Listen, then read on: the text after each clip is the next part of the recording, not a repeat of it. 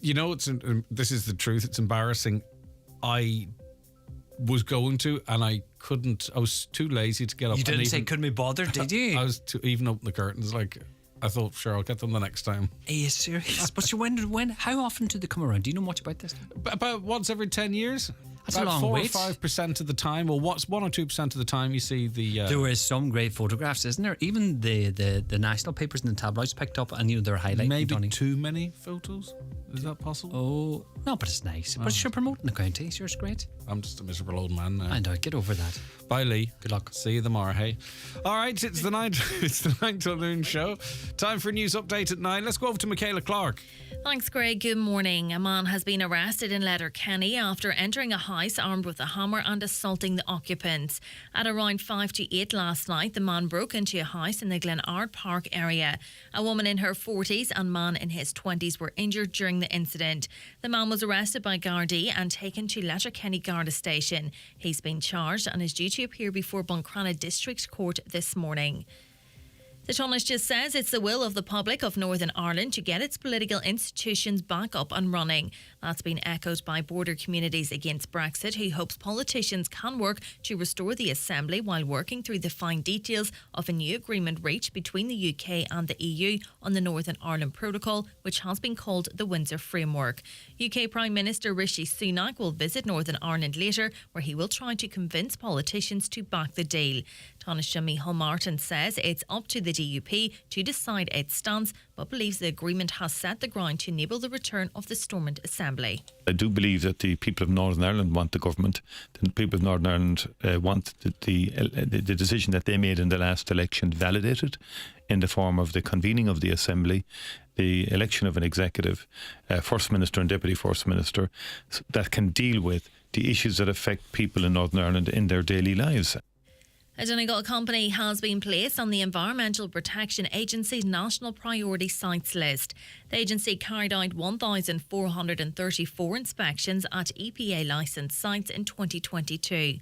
A total of 13 facilities were placed on the body's National Priority Sites list last year over non-compliance with site licence requirements. Concerns over emissions to air have been highlighted at Euroflex Chornta in Donegal. Dara Page from the EPA says they are trying to drive improvements. We will go visit these sites that are on the priority sites. They receive more attention from us. We'll be there more frequently. We also carry out air monitoring. We also carry out water monitoring to verify these sites are compliant. If they're not, and if they're not improving, we will open a compliance investigation. And ultimately, if they fail to improve, they may face prosecution by the EPA. Weather now quite cloudy with occasional sunny intervals, though it will stay generally dry throughout the day. Highest temperatures of 7 to 9 degrees. That's all from Highland Radio News for now. We'll be back with news again at 10 o'clock. Until then, good morning.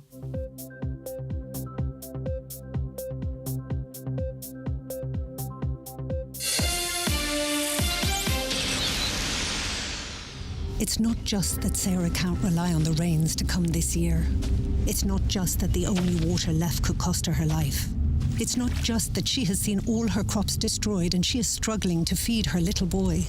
Like thousands of parents living in regions devastated by drought, Sarah is living in fear, and it's not just. This Lent, your help can make all the difference. Visit trocra.org or call 1-800-408-408. Trocra. Together for a just world. The county's #1 talk show, The 9 till Noon Show on Highland Radio. And now, it's time for the talk of the Northwest, The 9 till Noon Show with Greg Hughes on Highland Radio. Hello, good morning. 4 minutes past 9, Tuesday the 28th of February 2023, and you're welcome along to another edition of The 9 till Noon Show. I do hope you're very well indeed. Thanks to Donald, sat in for me yesterday, so I didn't get to see how your weekend was. Let us know, 086 60 25,000. The lines are open for you to get involved in the conversation. We've got plenty lined up for you, but if you want to raise your own issues or pass on some information, use those numbers, 086 60 25,000, WhatsApps and texts. If you want to give us a call, the telephone line 07491 25,000, and as we know, lots of you listening from outside the Republic, we want you involved in the conversation as well. 00353, drop the O and the rest of the number, you know yourself. Emails come in to us at comments@highlandradio.com, and of course you can watch this show as you can every single day of the week live on on your smart TV, your Fire Stick, just go to the YouTube app, the Facebook app, and type in Highland Radio there, or the same apps on your mobile devices, or even on our website, highlandradio.com. Click Watch Live and have your say there as well. Good to have you on board, as I say. Lots to talk about, so let's crack on with a look at the papers. Drumbo executions to be commemorated 3 times. That's the front of the Donegal Democrat. 3 commemorative events to mark the 100th anniversary of the execution of 4 anti-treaty Republicans at Drumbo Stranola will be held over the next 2 weekends, and it's causing a bit of confusion.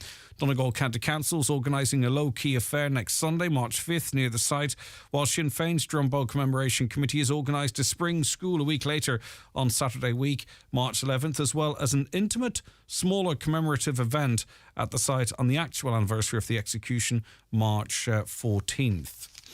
On to the Derry Journal. Protocol deal turning point. A new deal suspending the Northern Ireland Protocol will eliminate red tape on goods between Britain and the North and remove any sense of a border in the Irish Sea. That's according to Rishi Sunak, who said the Windsor Framework announced yesterday marked a turning point. The British Prime Minister said today's agreement delivers the smooth flow of trade within the UK.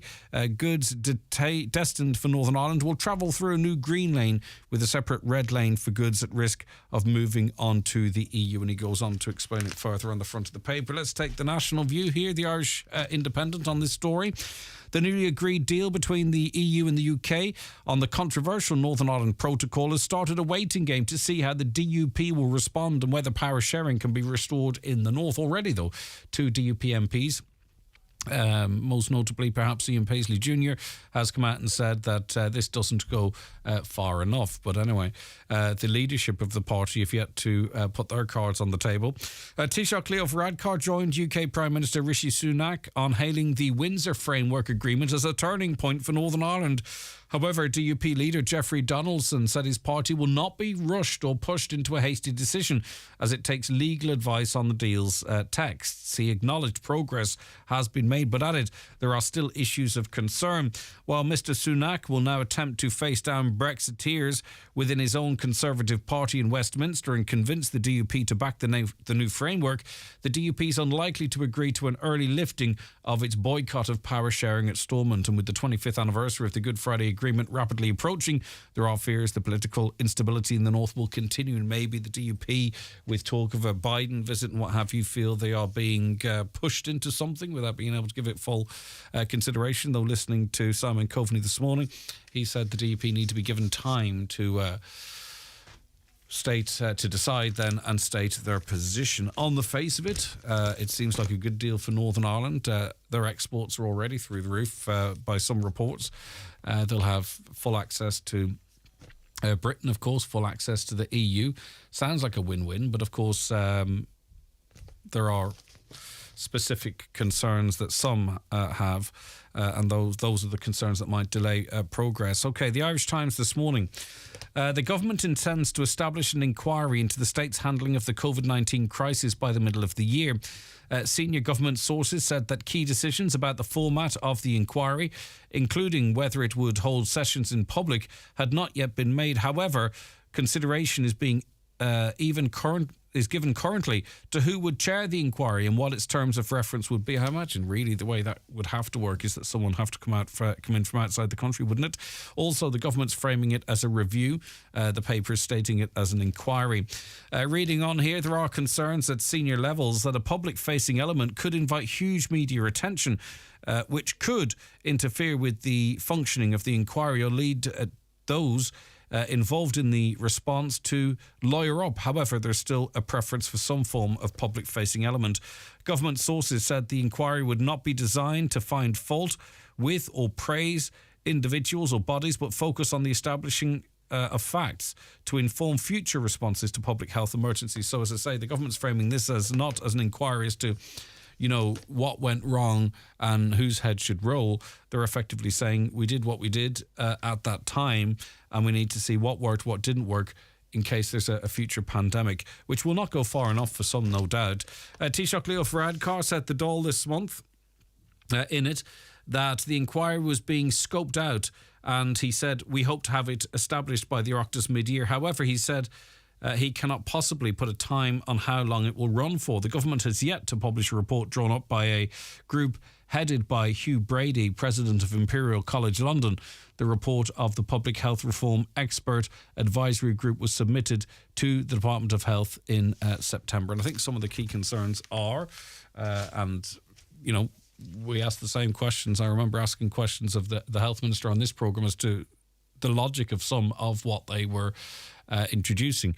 The obvious one, cancelling all other types of medical health care, mental health care, respite care. All of that went by the wayside. Who made that decision, and what kind of, consideration was given to that? Education, as I say, taking children out of school, what was the logic of that? And of course, then there's the more obvious ones that people had issues with. How people were moved from hospitals into nursing homes right at the very start. Again, something on this programme that we questioned very strongly at the time. Didn't make a great deal of sense, and on it goes. But anyway, they say it's reviewing what worked, what didn't work, rather than sort of going down a blame game route. Good to see the Education Minister has done a U-turn, rolled back, however you want to phrase it, on changes to the Leaving Cert. Everyone concedes, I think, that change is required, but the proposals that were made didn't make any sense, put students under a great deal of pressure. I think kind of maybe would have interfered with transition year for some, which I think is a really important year. Not everyone agrees, but that's what I feel. And this, well, I'll read on and we'll get to the crux of the story. Norma Foley has lost a battle with teachers' unions over the proposed reform to the Leaving Cert cycle, with plans to have the first paper for both English and Irish papers at the end of fifth year now paused.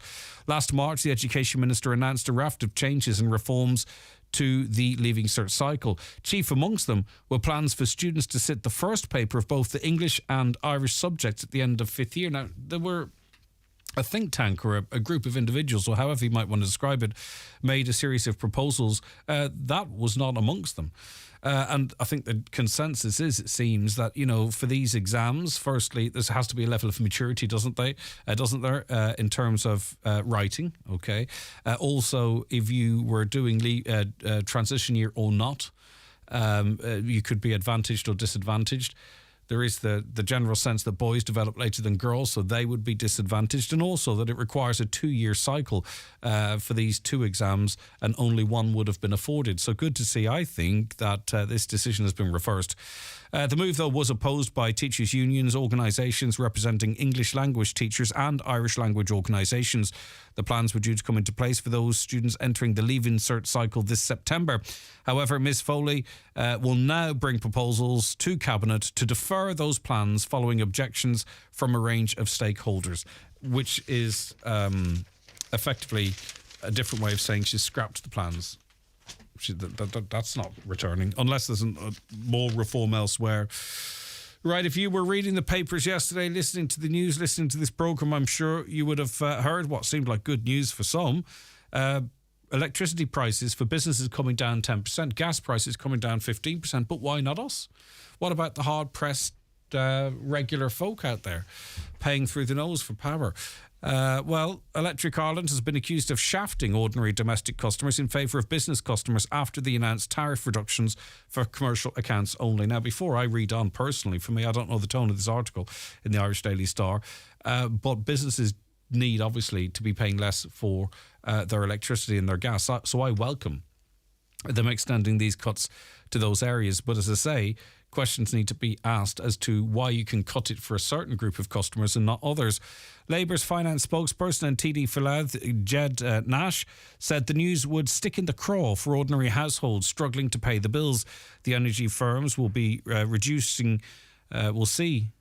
the energy firm will be reducing electricity prices by 10% for small and medium enterprises and gas prices by 15%. The bigger players already have deals with a lot of the electricity suppliers, by the way. That's why they're excluded.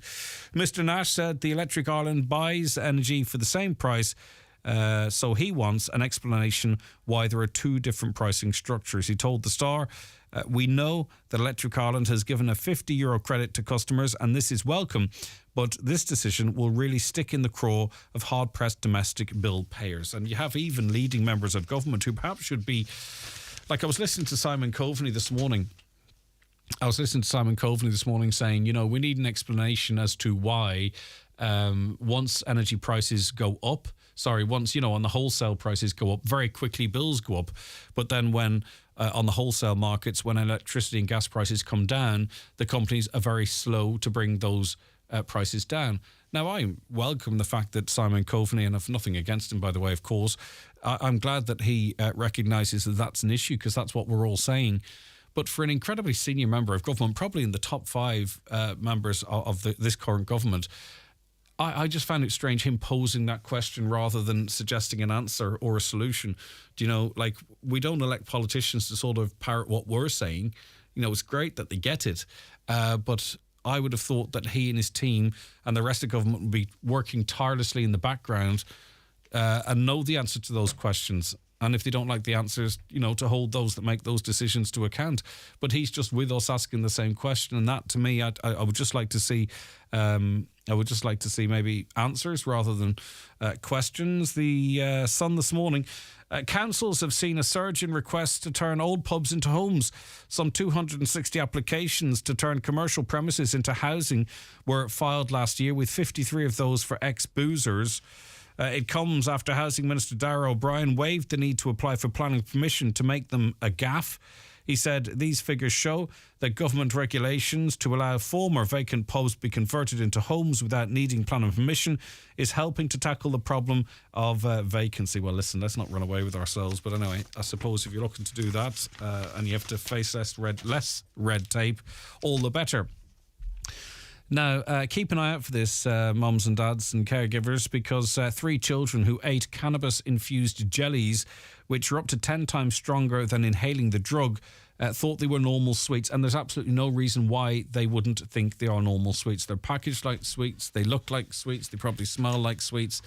But anyway, keep an eye out for these. The youngsters described by Gardai as pre-teens came across the product, which is marketed as bunts on Sunday. So we'll all have to keep an eye out for that. Right, we're going on to the telephone lines now to DUP MP Gregory Campbell. Good morning, Gregory. Thanks for taking the call today. I understand you've been very busy with press inquiries, so we welcome your time. Right, okay. UK Prime Minister Rishi Sunak and President of the European Commission Ursula von der Leyen have announced this new deal aimed at fixing post-Brexit problems in Northern Ireland. So on the face of it, I think we can agree that progress has been made. But from your perspective, Gregory, do you think enough progress has been made? Well, I think the first part of what you said there is right. There's no doubt progress has been made, and nobody should be churlish and say it hasn't. It's just inconceivable that anyone could say no progress has been made. What was a bit annoying yesterday, more than a bit annoying, was for me to sit in the chamber in Westminster and listen to dozens of MPs and the Prime Minister reply to their queries. And, you would have thought the protocol, which they were all lauding and they all voted for, you would have thought suddenly it had sprouted 2 horns and a tail, because it was terrible, it was diverting trade, it was doing all the things that we said it would do at the time.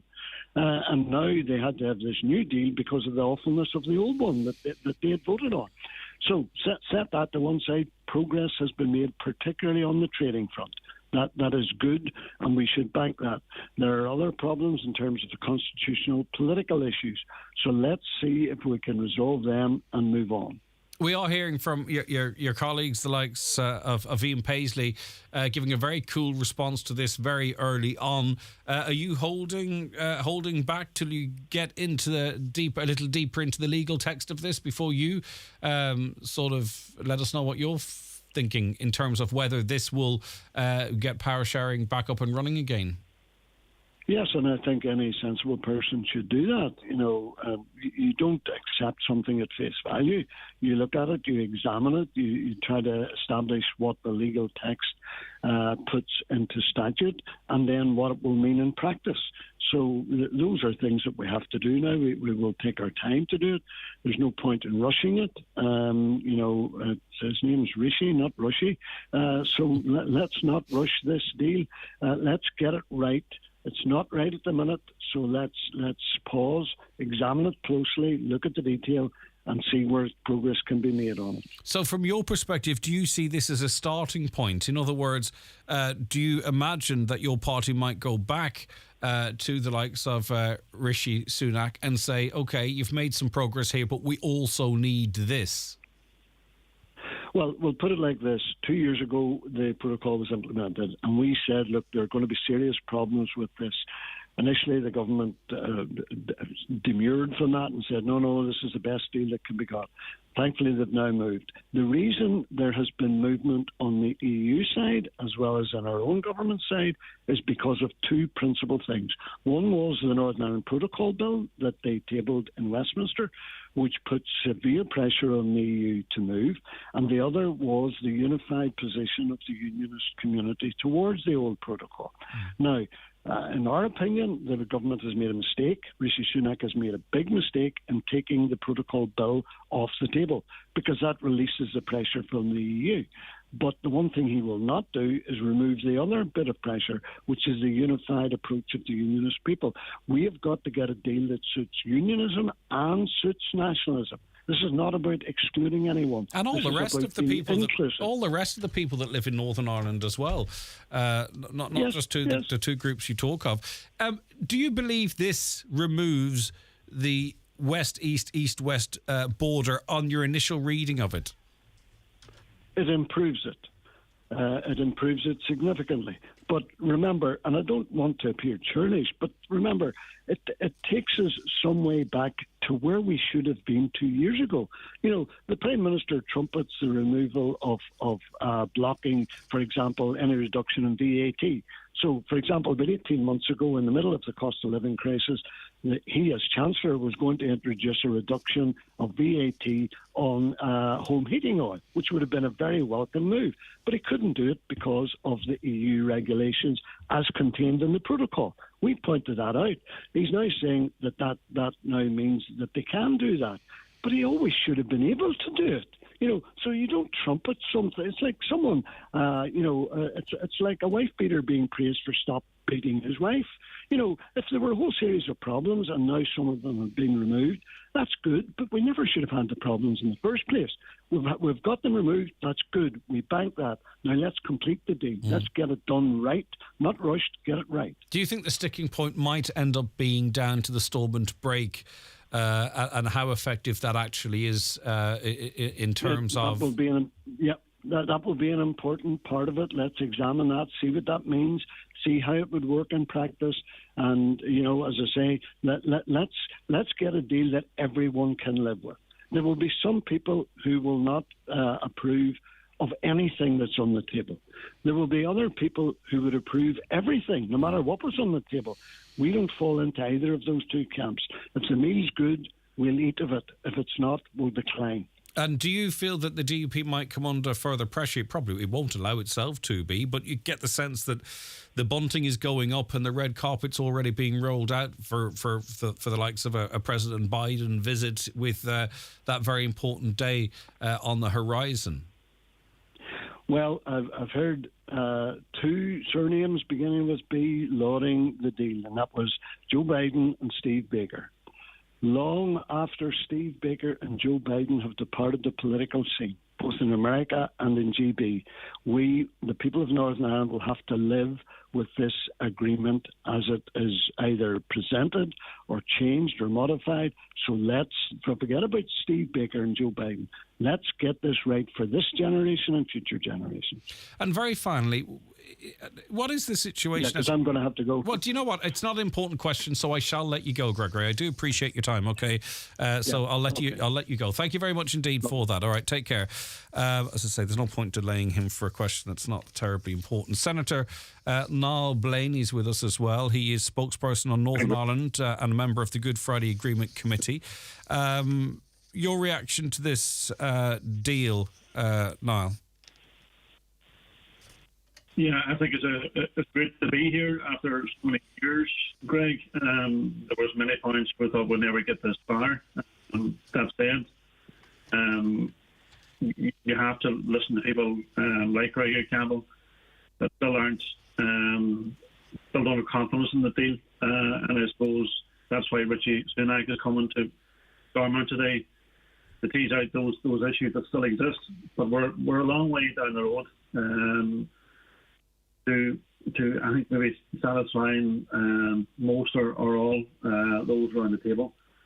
And I do hope that the concerns raised are hammered out, and the small solutions that are outstanding can be resolved. It's interesting listening to Gregory Campbell there, and I put it to him, that some, the likes of Ian Paisley Jr. had already kind of said on first reading, and not quite literally saying that, but that this doesn't go far enough. And he said that, and I don't want to misquote him, that it would be foolish to jump to that level of confusion. I'm not implying or suggesting there's any splits within the DUP, but there does seem to be really quite some senior figures within that party that aren't precisely on the same page.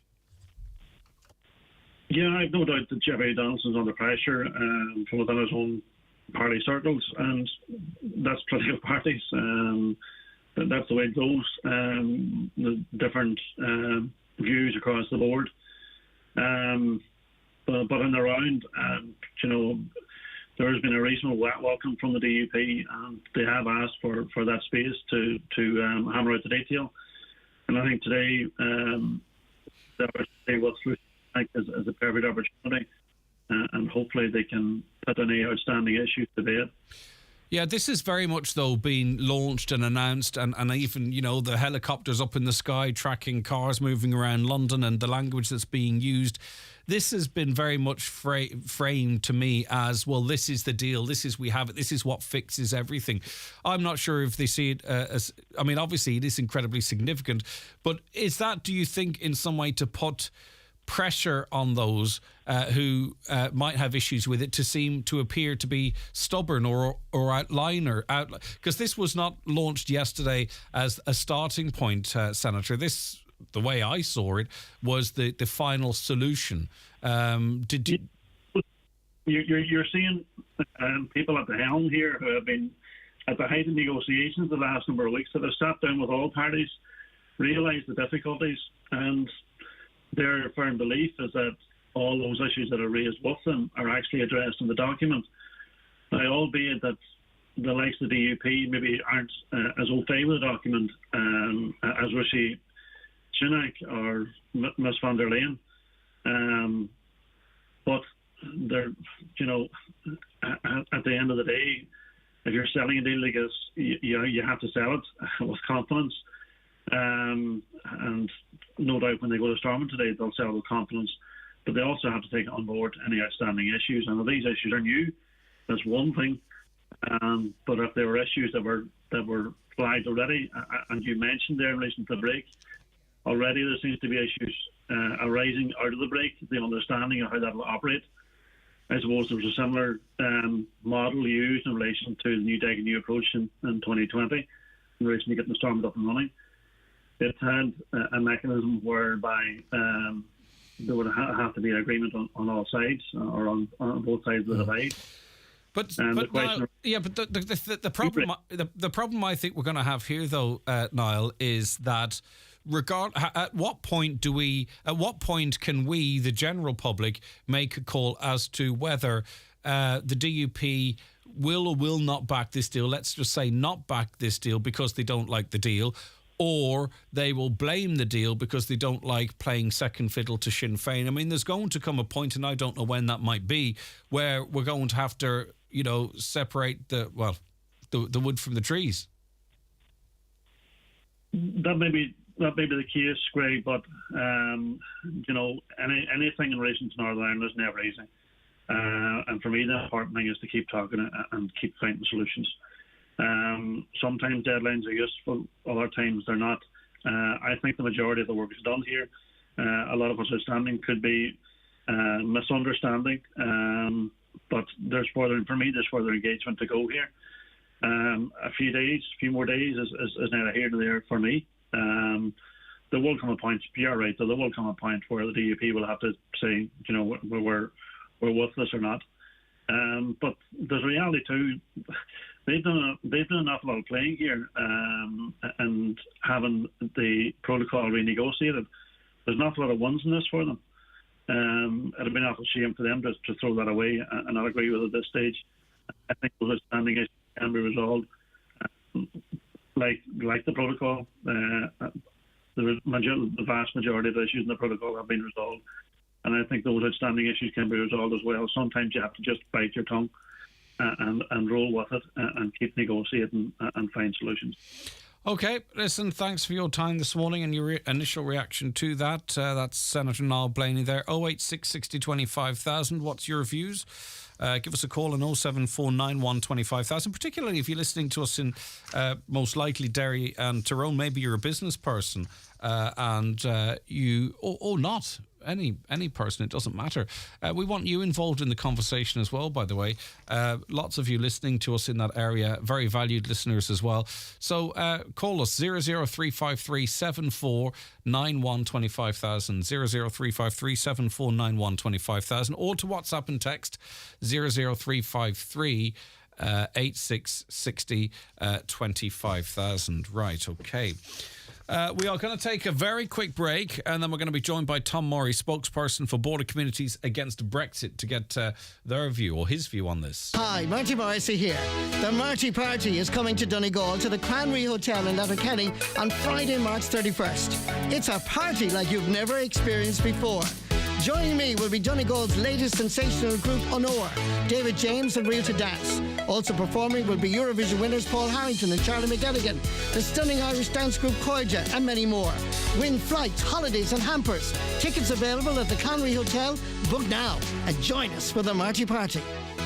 Leis an app nua TFI Live ó iompar d'éireann, tá sé níos fusa ná riamh faisnéis fíor ama a fháil agus de thuras a flanol bhusanna, trénacha agus tramana TFI. Denhí an app TFI Live cócheangailt ar na hapanna Real-Time Ireland agus Journey Planner nach daco for loa hille an dar lás fiche de bhí feara. Is féidir leat clór ama chuirdach freisin, na tuiris agus stadanna is fear leat a hábháil agus eile. Íslódal an app TFI Live ar Android agus iPhone séar an aisce inniu. Bheith ar transportforireland.ie. Letterkenny Musical Society is back with a spectacular production of the multi-award-winning Kinky Boots, featuring a joyous musical score by pop icon Cyndi Lauper.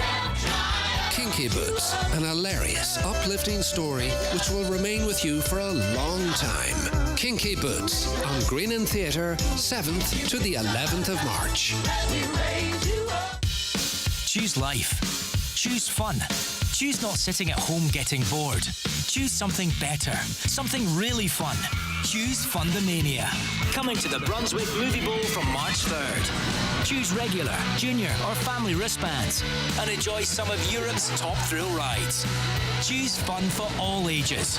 A legendary Fundamania event, 3rd to 19th March. For details, see fundamania.co.uk. Okay, so as I mentioned before the break, Tom Morey, spokesperson for Border Communities Against Brexit. He's with us now. Tom, how are you getting on? Thanks for joining us. Morning, Greg. How are you? Good, thank you. Thanks for your time. Okay, I presume, and the group you represent, I presume, is welcoming this, because it seems like a win-win for us and border counties in terms of, our movement, but for businesses too in the north, and obviously us as well. Yeah, we welcome it. I think if we go back to when Brexit first happened and we were formed the day after the first Brexit vote in Britain, our only concern was that there would be no negative impact on the Good Friday Agreement, the peace process, or any element of a border back on the island of Ireland. So we're satisfied that we're still in that situation, and permanently there's a resolution which removes the risk of a border on the island of Ireland. That was always been threatened. It was always been questioned about when changes may be made to how checks were being made or EU regulation differences between the north and the south. That matter has been resolved. Everybody in all parties has accepted there will be no border on the island of Ireland. I think what's great about this is it allows us to carry on in life the way we have done for the last 25 years. We're about to celebrate 25 years of the Good Friday Agreement. We've seen massive improvements in the economy and the social infrastructure and the connectivity across the island, the all-island economy, shared healthcare initiatives, and just the ease at which 40 million vehicles cross the border on an annual basis, whether that's children going to school, families meeting up, going to GAA games, or day-to-day business being ran. That is guaranteed to continue without any interruption, without any checks, without any stops. And I think that's fundamentally the most important thing for us. You know, when you see how the headlines of this deal and what will be able to happen if it's accepted versus what it was post-Brexit. Now, like we found ourselves in this situation. The people of Northern Ireland they didn't want Brexit, right? So we had to deal with what we were dealt with. It seems to answer an awful lot of the concerns that were there. Maybe not specific 6 or 7 point plans, but in terms of, you know, a great deal of freedom, the majority of the time, west to east, it seems to satisfy those concerns. Yeah, I think there were concerns rightly from the unionist perspective, and some of them felt a bit disenfranchised by this. This deal has been very, very carefully worked out. It allows free trade east-west. It allows free trade north-south and into the single market from businesses in the north of Ireland. They have exposure to 500 million people in Europe and 65 million people in Britain. It's absolutely a win-win for them. There's no border in the Irish Sea. There's no border on the island of Ireland.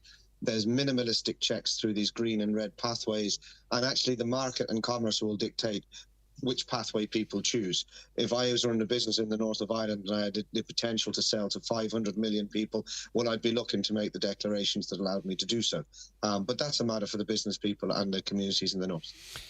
I mean, should we be thanking the DUP? Because it's possible that, you know, this was all part of the EU discouraging members from leaving, making it purposely difficult for Britain, for being, you know, awkward. In other words, an awful lot of this, you can imagine, could have been resolved in the first round of negotiations. Well, I think the EU has shown flexibility at every single stage, and the EU have been honest brokers at every single stage.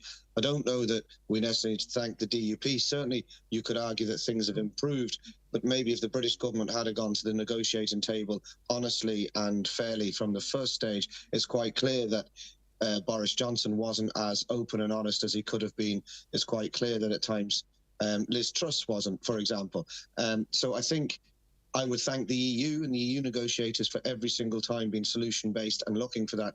And at this stage, I think we need to thank all parties, the British government, the Irish government and the EU, for getting a resolution. Well, it's not over the line yet, Tom, but, you know, you're not going to reverse Brexit at this stage, so it's time to come up with a new name, is it? Yeah.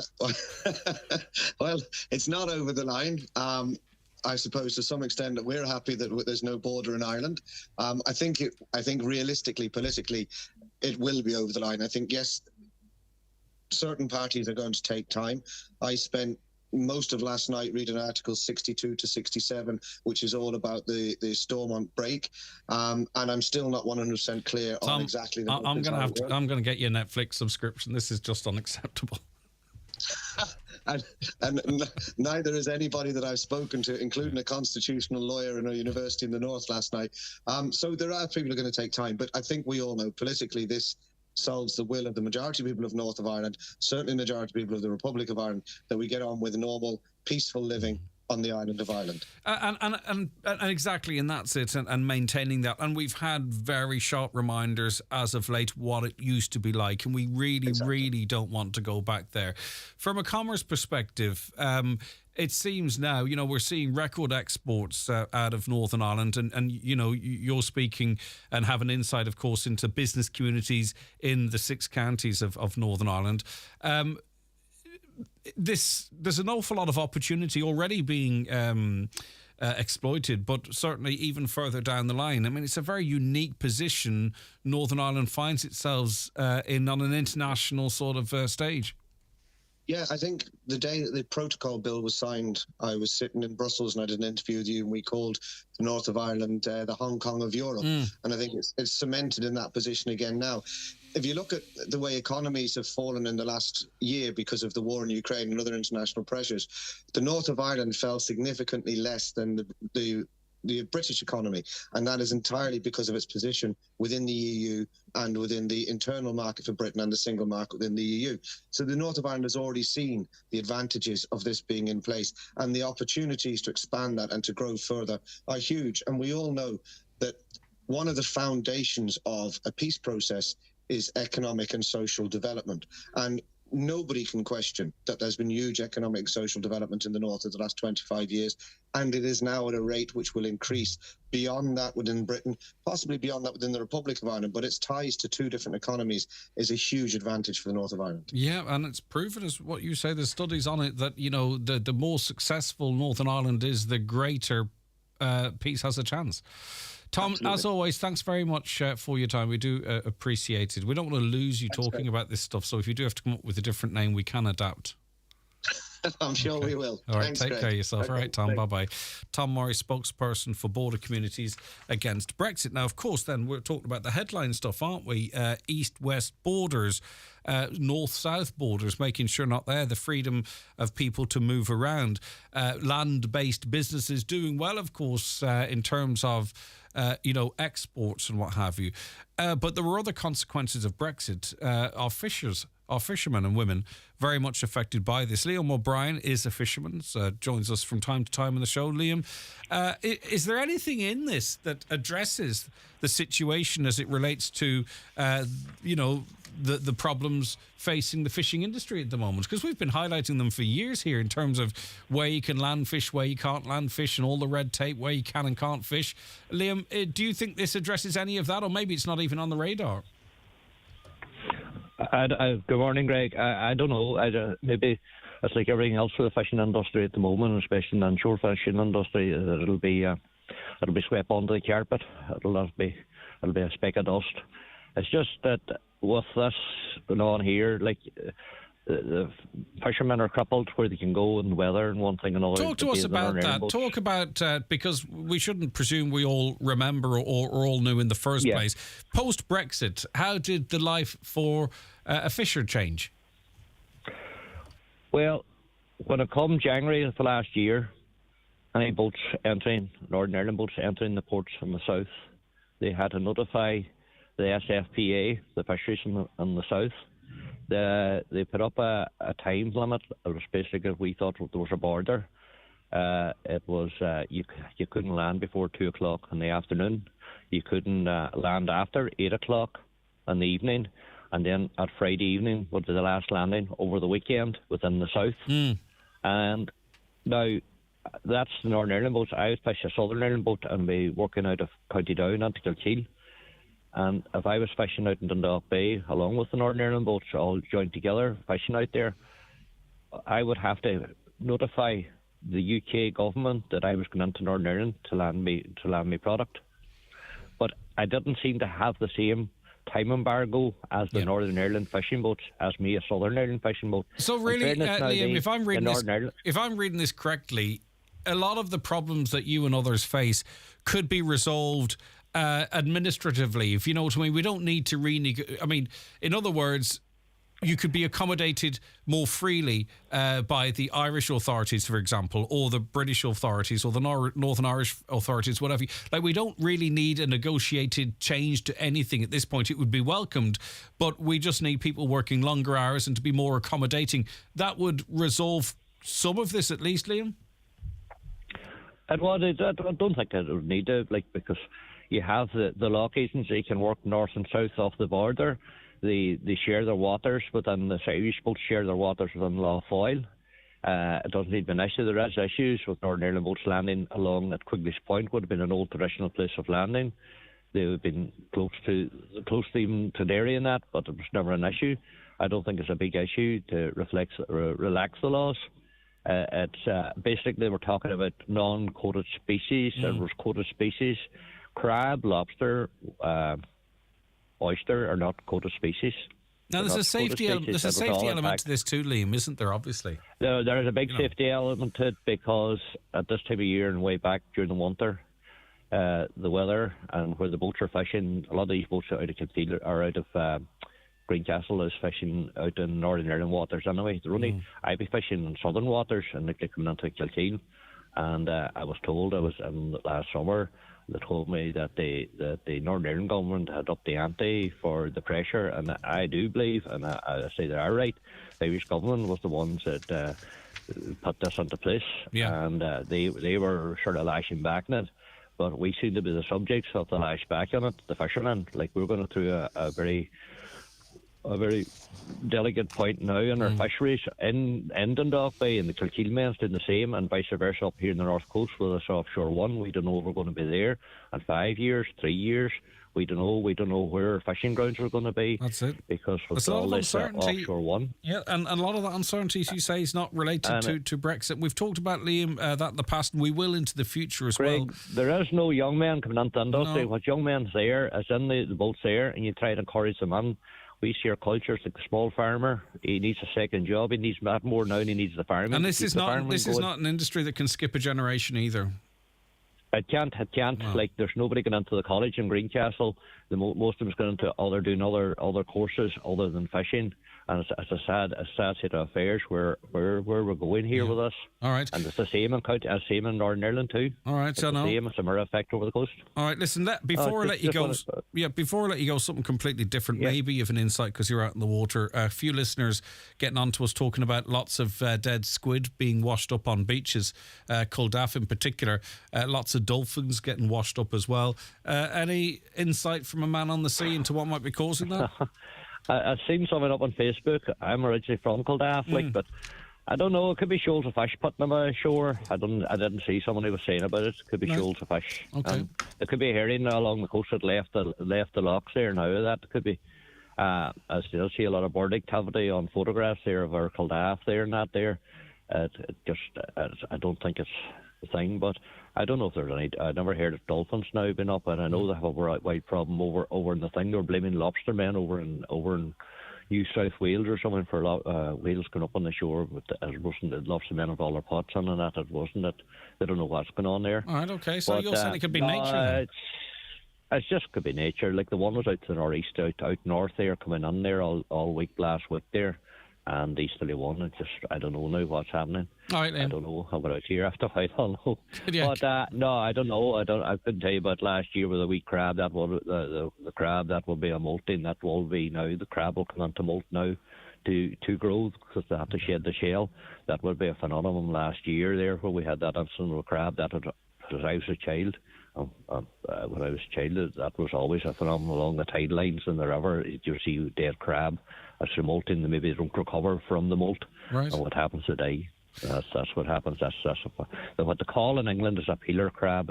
When it's crab, basically it sheds a shell, allows for the expansion of the body to grow, and then if it's back on that shell, it'll lie in a place until it would harden the shell and come out.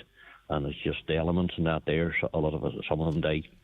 All right, Liam. Basically the same thing. Really appreciate that. And come here, I appreciate you talking to us a little bit about that stuff. It doesn't take away from the very strong points you made as it relates to the pressures on the industry. But, while I had you on, I thought I'd run it past you. We don't want to miss the boat this time on it either because we just can't have enough pressures as it is. No, we'll ask. Thanks very much, Greg. To see if we can get some answers. Thanks very much indeed, Liam. Take care. Watch the show live now on YouTube, Facebook, and at highlandradio.com. Foley's Bakery. In changing times, you need the right support to take the next step in building your business. Foley's Cafe. At Bank of Ireland, we're here to support the financial well-being of your business as it grows, with faster, easier loan applications and dedicated business teams when you need them. Hello, Foley's Coffee Roasters. Search Bank of Ireland Business. Bank of Ireland. Begin. Lending criteria, terms and conditions apply. Over 18s only. Bank of Ireland is regulated by the Central Bank of Ireland. Breedon's Furniture, Cooley-Maville. With over 40 years of experience in furniture and floor coverings, they've got Irish-made furniture, suites, beds, mattresses, dining, flooring, slide robes and occasional furniture. Great prices and large selection now available at Breedon's Home Furnishers, Cooley-Maville.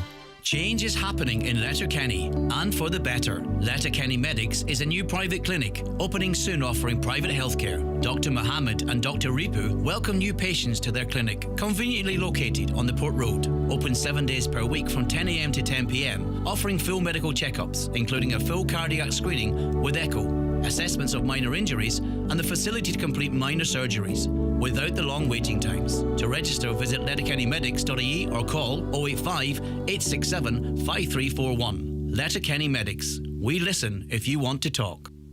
What does the green economy mean for your business? How can you unlock your business digital potential? The Department of Enterprise, Trade and Employment is holding a free Building Better Business event on Friday the 3rd of March at the Atlantic Technological University in Letterkenny.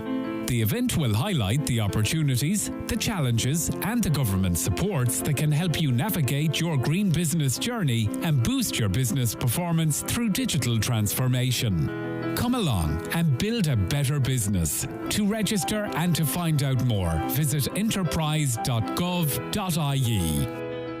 The groundbreaking series is back March 1st, exclusively on Disney+. You have removed your helmet. You are a Mandalorian no more. I'm going to Mandalore. There's nothing left. All right, kid, you ready for an adventure? May the Force be with you! Don't miss This is the way. The Mandalorian Season 3, streaming March 1st, exclusively on Disney+. 18+ subscription required. T's and C's apply. Change is happening in Letterkenny, and for the better. Letterkenny Medics is a new private clinic, opening soon offering private healthcare. Dr. Mohammed and Dr. Ripu welcome new patients to their clinic, conveniently located on the Port Road. Open 7 days per week from 10 a.m. to 10 p.m, offering full medical checkups, including a full cardiac screening with echo, assessments of minor injuries, and the facility to complete minor surgeries, without the long waiting times. To register, visit letterkennymedics.ie or call 085 867 5341. Letterkenny Medics. We listen if you want to talk. Highland Radio weather updates with Ireland West Airport. Salah, Ninnis, the Beatles. You can now fly to Liverpool 8 times a week with Ryanair this summer. Ireland West Airport. Don't just take off, take it easy. All right, quite cloudy with just occasional sunny intervals, though it will stay generally dry throughout the day. Highest temperatures of 7 to 9 degrees in light northeasterly breezes. Now, Danielle Lochry joins us on the programme now, member of the LGFA, of course. Good morning, Danielle. Thanks for taking the call today. Good morning, Greg. Thanks for having me on. Right, okay, so you've been expressing your concerns about the sport. Of course, the LGFA labels itself as a diverse and inclusive organisation. But where are we at in terms of a transgender policy? Is there one in place at the moment? Are we at the talking point, or are we actually saying we need to have the conversation? Where we are at the moment is that the transgender policy is in place with the LGFA. It came to a Central Council meeting on Wednesday, the 15th of February, where the people present there were asked to vote on it so that it could be adopted. Now, it was voted in that night, but the 80 people present there hadn't been given any time to consult or hold talks with their clubs, their county boards, their players, their coaches. So this is just something that the LGFA said they went into extensive consultations with, but yet we have no idea who they consulted with, because they definitely didn't speak to anybody at grassroots level about the implementation of this policy. Right. So as it stands, what level of inclusion is there of transgender women? At what grade of the sport, or what are the qualifying criteria, or what's the story now as we speak?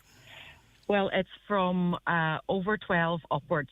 So now anybody under 18, of course, has to get parental consent and different things like that there. But the general basis of it is if they get a letter from their GP stating that they are transitioning or have fully transitioned from male to female, and the GP signs that. Also, they have to show that their testosterone levels in the last 12 months have been under 10 nanomoles per litre. And from what I can tell, that's the only real stipulations. If they can prove that, then they may get approved to play. There is a section on it then where it talks about if the committee deems that there is an unacceptable risk, then that they can refuse the application. But yet there's no specification as to what they deem an unacceptable risk or anything like that. But Danielle, do we know at this point if anyone has gone through that process? Because I don't think we're ever going to be talking about 3 or 4 players in every team in the country. I mean, we're talking about a very small number of people, I would presume. Yes. Like, is the level of concern and calls for this to be rescinded justified, considering, as I say, it's not a problem at the moment, is it? Well, there may not be, like I said, it's a brand new application for them, so there's nobody who has been approved at the moment. But there have been incidents, in particular, I think last year a lot of people may have heard about the transgender woman who played in a junior final in Dublin. And if you've seen the pictures from that, you'll see why it is an issue.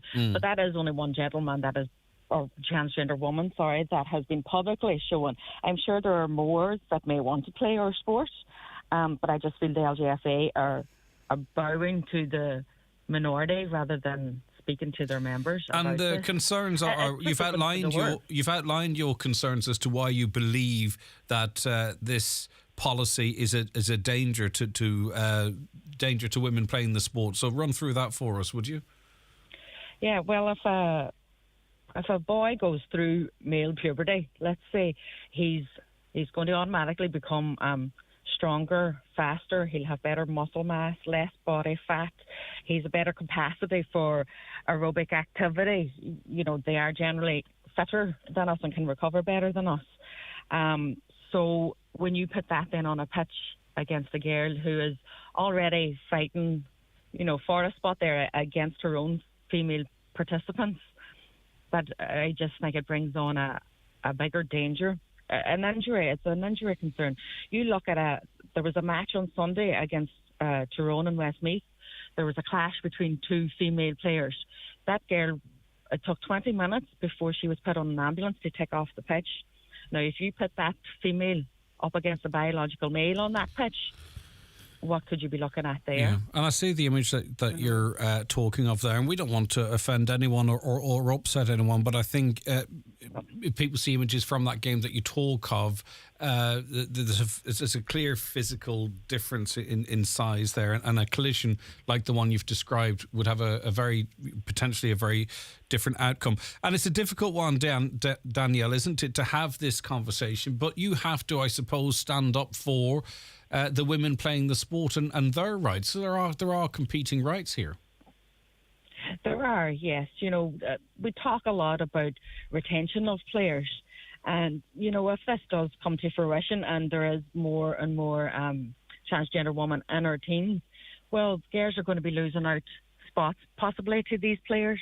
They're going to feel uncomfortable if we have to use shared changing rooms and shared facilities. Well, I think also too, what will happen is maybe some parents would not allow their girls to field for fear of injury or something, and we've seen it here. You know, when there is a collision or something. So I think, okay. And what is the decision-making process from here, Danielle? Because I think maybe there is a sense that, I wonder, was this a rushed decision? We've seen other sports now sort of going back the way a little bit. Have you got a sense of what might come from the LGFA's representations on this from the likes of yourself? No, we haven't received much communication now. It seems that just the policy is in place. Sorry, excuse me. But I just want every player, every club, every county board to make their concerns known to the LGFA and you know, speak to them. Congress is coming up now on Friday. Have it brought up there that we need to have further discussions on this, that it's not something that can be just put into place and everybody needs to just get on and accept it. Okay. We need proper guidance on how it took place and what we're supposed to do coming forward from here. But yeah, things need to be a lot more open and a lot more communication, and hopefully we'll get some sort of resolution to it within the next while. Right, thank you very much for your time. I really appreciate it. That's Danielle Lochry there. Do you agree that the LGFA's transgender policy should be rescinded? Get involved in the conversation. 086 60 25,000, 086 60 25,000, or call 074 91 25,000. That's 074 91 25,000. We'll be back with more on the 9 till noon show after we take this break. The news and obituary notices. There's a gaggle of monsters you'll see around town in every colour from bright pink to brown. And just like us, they have hopes, dreams and wishes. A new car, new windows, a holiday diving with fishes. They know just where to go for their dreams to come true. The local credit union who can help you out too. For all of your dreams that are big, small or strange, we've got you covered with our Monster Loan range. Monster Loans from the Credit Union. Imagine more. Loans are subject to approval. Terms and conditions apply. If you do not meet the repayments on your loan, your account will go into arrears. This may affect your credit rating, which may limit your ability to access credit in the future. Credit unions in the Republic of Ireland are regulated by the Central Bank of Ireland.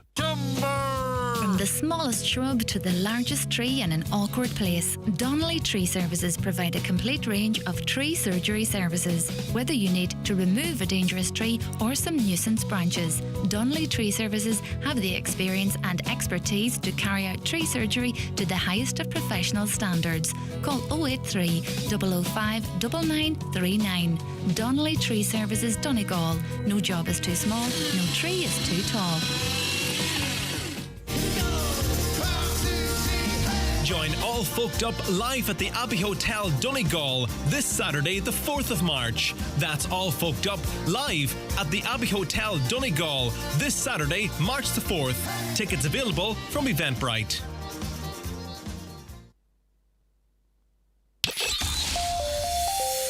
Live, on air, online, and on the Highland Radio app. This is Highland Radio News. Good morning, it's Donna Marie Doherty with the news at 10 o'clock. A man is due in court this morning after entering a house in Letterkenny armed with a hammer and assaulting the occupants. At around 7:55 p.m. last night, the man broke into a property in the Glenard Park area of the town. A woman in her 40s and a man in his 20s were injured during the incident. The man was arrested by Gardai and taken to Letterkenny Garda Station. He has been charged and is due to appear before Buncrana District Court this morning. The DUP says they will not be rushing to agree to the new Northern Ireland Protocol deal. British Prime Minister Rishi Sunak will travel to Northern Ireland today to meet with politicians there in an attempt to get the backing for the Windsor framework. DUP MP Gregory Campbell says that it is clear that the process to reach an agreement has been made. However, he says his party will take its time to ensure the right deal is done for the will of everyone. His name's Rishi, not Rushy. Let's not rush this deal. Let's get it right. It's not right at the minute, so let's pause, examine it closely, look at the detail and see where progress can be made on it. Let's get a deal that everyone can live with. There will be some people who will not approve of anything that's on the table. There will be other people who would approve everything, no matter what was on the table. We don't fall into either of those two camps. If the meal's good, we'll eat of it. If it's not, we'll decline. Meanwhile, Senator Niall Blaney says he hopes the concerns of the DUP are hammered out in Belfast today. The Fianna Fáil Northern Ireland spokesperson told today's 9 to Noon show that communication is paramount to reach a final solution and that he thinks the bulk of the work has already been done. Anything in relation to Northern Ireland is never easy. And for me, the important thing is to keep talking and keep finding solutions. Sometimes deadlines are useful, other times they're not. I think the majority of the work is done here. A lot of what's outstanding could be misunderstanding, but there's further engagement to go here. A few more days is neither here nor there for me. There will come a point, you're right, there will come a point where the DUP will have to say, we're with this or not. Detectives have been granted more time to question a 71-year-old man in relation to the attempted murder of a police officer in Omagh. The PSNI say a court in Belfast has granted an extension until 10 o'clock tomorrow night. DCI John Caldwell was shot at least 10 times at a sports complex last Wednesday. Mr. Caldwell remains in a critical but stable condition and all 6 men arrested remain in custody. A Donegal driver was among those caught speeding in the first 2 hours of National Slow Down Day. GoSafe checked the speed of over 36,600 vehicles and detected 69 vehicles travelling in excess of the applicable speed limit. One vehicle was detected driving 113 kilometres in a 100 kilometre zone on the N15 in Drumaganahan. Gardai continue to appeal to drivers to comply with speed limits to reduce related collisions, save lives and reduce injuries on our roads. The Education Collaboration Organisation Lergas say that CASE, the Cross-Border Collaboration and Sharing Education Programme, has helped children to acknowledge, accept and celebrate differences between them and their peers from different communities or backgrounds, whether this was religious or otherwise. The 6-year programme has now come to an end, with an evaluation of the project suggesting it's been very effective. Donal Kavanagh has more. Since 2017, 58 Donegal schools have participated in the CASE programme managed by Lergas. It was celebrated at a closing event at Queen's University in Belfast this week. Over 400 teachers, principals and school representatives from across Northern Ireland and the border counties attended the event, marking the culmination of the 6-year Shared Education Initiative, which engaged just under 390 primary and secondary schools across 12 counties. Over €24 million in EU Peace 4 funding supported 135,000 pupils in cross-border and cross-community partnerships, with the executive director of Lergas saying the programme has had a huge impact for participating schools. An evaluation found participation improved mutual understanding and tolerance among children and led to an acceptance of difference and the forging of cross-community friendships between pupils and parents.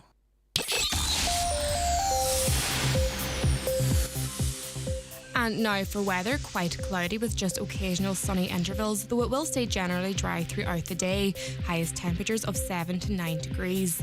That's all for now. We'll be back with more news headlines at 11 o'clock.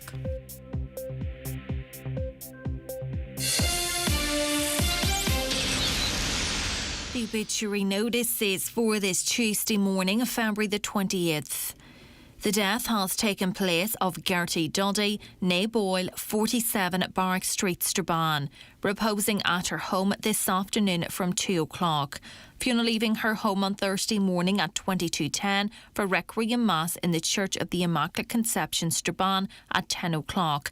Interment afterwards in Strabane Cemetery.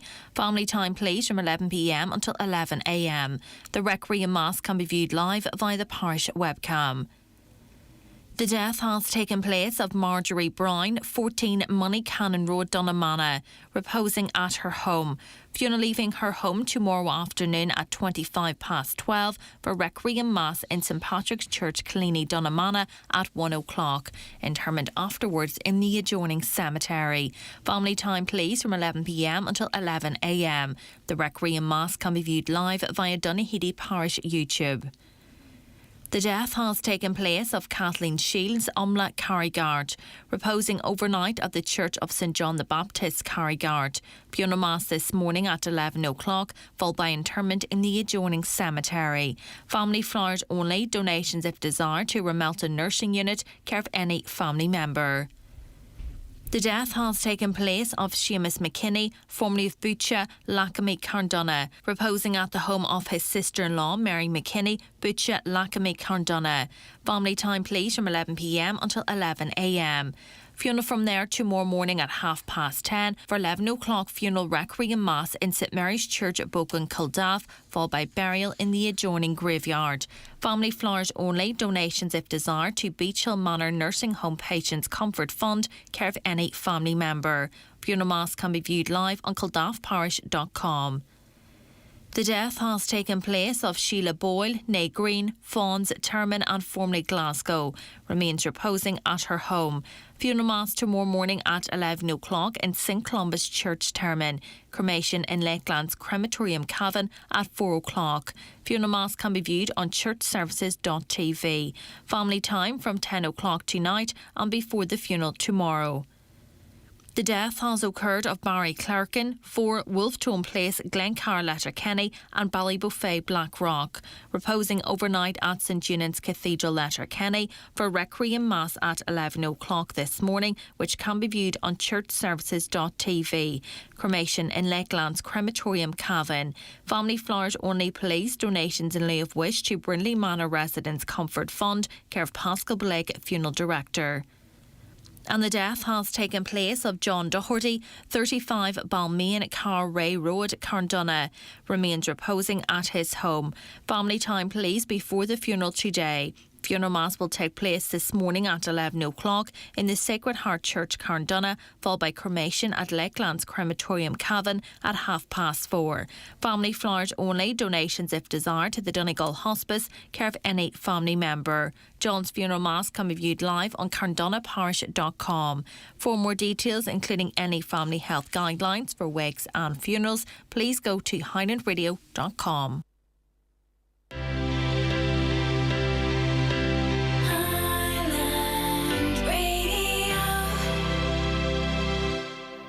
It's not just that Sarah can't rely on the rains to come this year. It's not just that the only water left could cost her life. It's not just that she has seen all her crops destroyed and she is struggling to feed her little boy. Like thousands of parents living in regions devastated by drought, Sarah is living in fear, and it's not just. This Lent, your help can make all the difference. Visit trocra.org or call 1-800-408-408. Trocra. Together for a just world. The county's #1 talk show, the 9 till noon show on Highland Radio. OK, you're welcome back. Just before the 10 o'clock news, we heard from Daniel Lochry there, who called on fellow concerned ladies Gaelic football players, parents, supporters and coaches, saying we've a lot to do over the coming days. The LGFA Congress on Friday the 4th of March, and she's imploring people, as you heard, to support them in getting the LGFA transgender policy rescinded. She says our games are physical games. Strength, stamina and physique can have a huge impact on our safety. She said the inclusion of transgender women puts our safety at risk. Went on to say then that the nature of our game means it's a highly gender-affected sport, and one of the main reasons we've separate male and female categories. Averages in physical strength, power, stamina, speed and physique create a competitive disadvantage for females compared to males generally. We called on you to give your opinions. 086 60 25,000 WhatsApps and texts, so give us a call on 07491 25,000. Right, stay right where you are. Coming up after the break, Garda Sergeant Ewan Walsh will be joining us for Community Garda information. The county's #1 talk show, the 9 till noon show on Highland Radio. If you're having any hearing difficulties, at Donegal Hearing Clinic we can help. If your hearing loss is slight but you want to look into it, or it's got to the point where you've no other choice, we'll do what it takes to resolve your problem. It may be as simple as a wax removal. Donegal Hearing Clinic, Pierce Road, Letterkenny and Milltown Business Park, Buncrana. Call us on 07491 88470 or visit donegalhearingclinic.ie.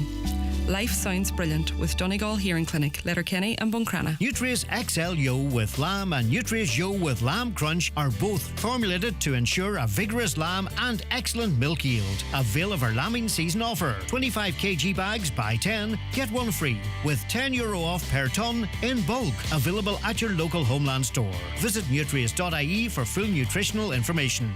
If you have magic moments or great memories sitting on your phone or in the cloud, have them printed at McGee's Chemist Letterkenny. Get larger 7x5 prints for the same as 6x4s. 35mm and film from disposable cameras also printed and digitalised. Use the in-store kiosk, download the McGee's Photo Prints app or visit mcgees.ie. Photos printed instantly, within an hour, or in by 10, ready by 5. Hold your memories in your hand with McGee's Chemist Letterkenny. The Community Garda information slot is brought to you by Sheridan Security Systems, protecting what you value most. Call today and get your zero-wire alarm system from €299. Sheridan Security, 91-26025. OK, my fault. I double-tapped a button, so we'll have the bingo numbers for you after we get the latest information from Garda Sergeant Ewan Walsh, attached to the Letterkenny Garda station. Good morning to you, Ewan. Thank you very much for joining us. Greg. How's your week going? My week is going good. My first day of my week, really. Oh, yeah, you were off yesterday. I was, yeah, indeed. OK, let's get into the appeals here.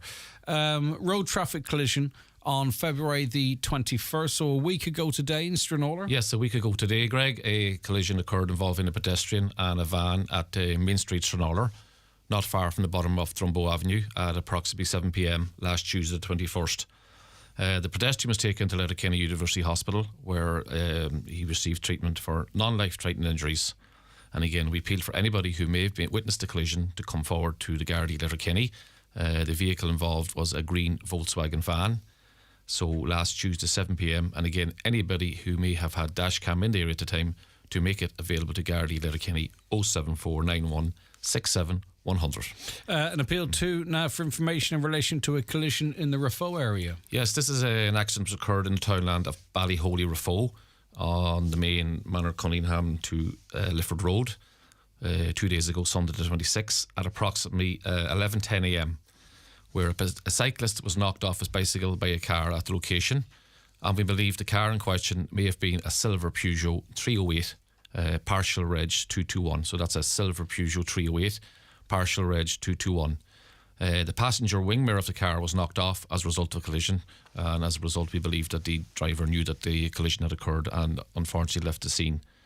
The cyclist and the motorist were both travelling in the Lifford direction from what we call the Manor roundabout at the time of the collision, and again the cyclist had minor injuries and fortunately not life-threatening.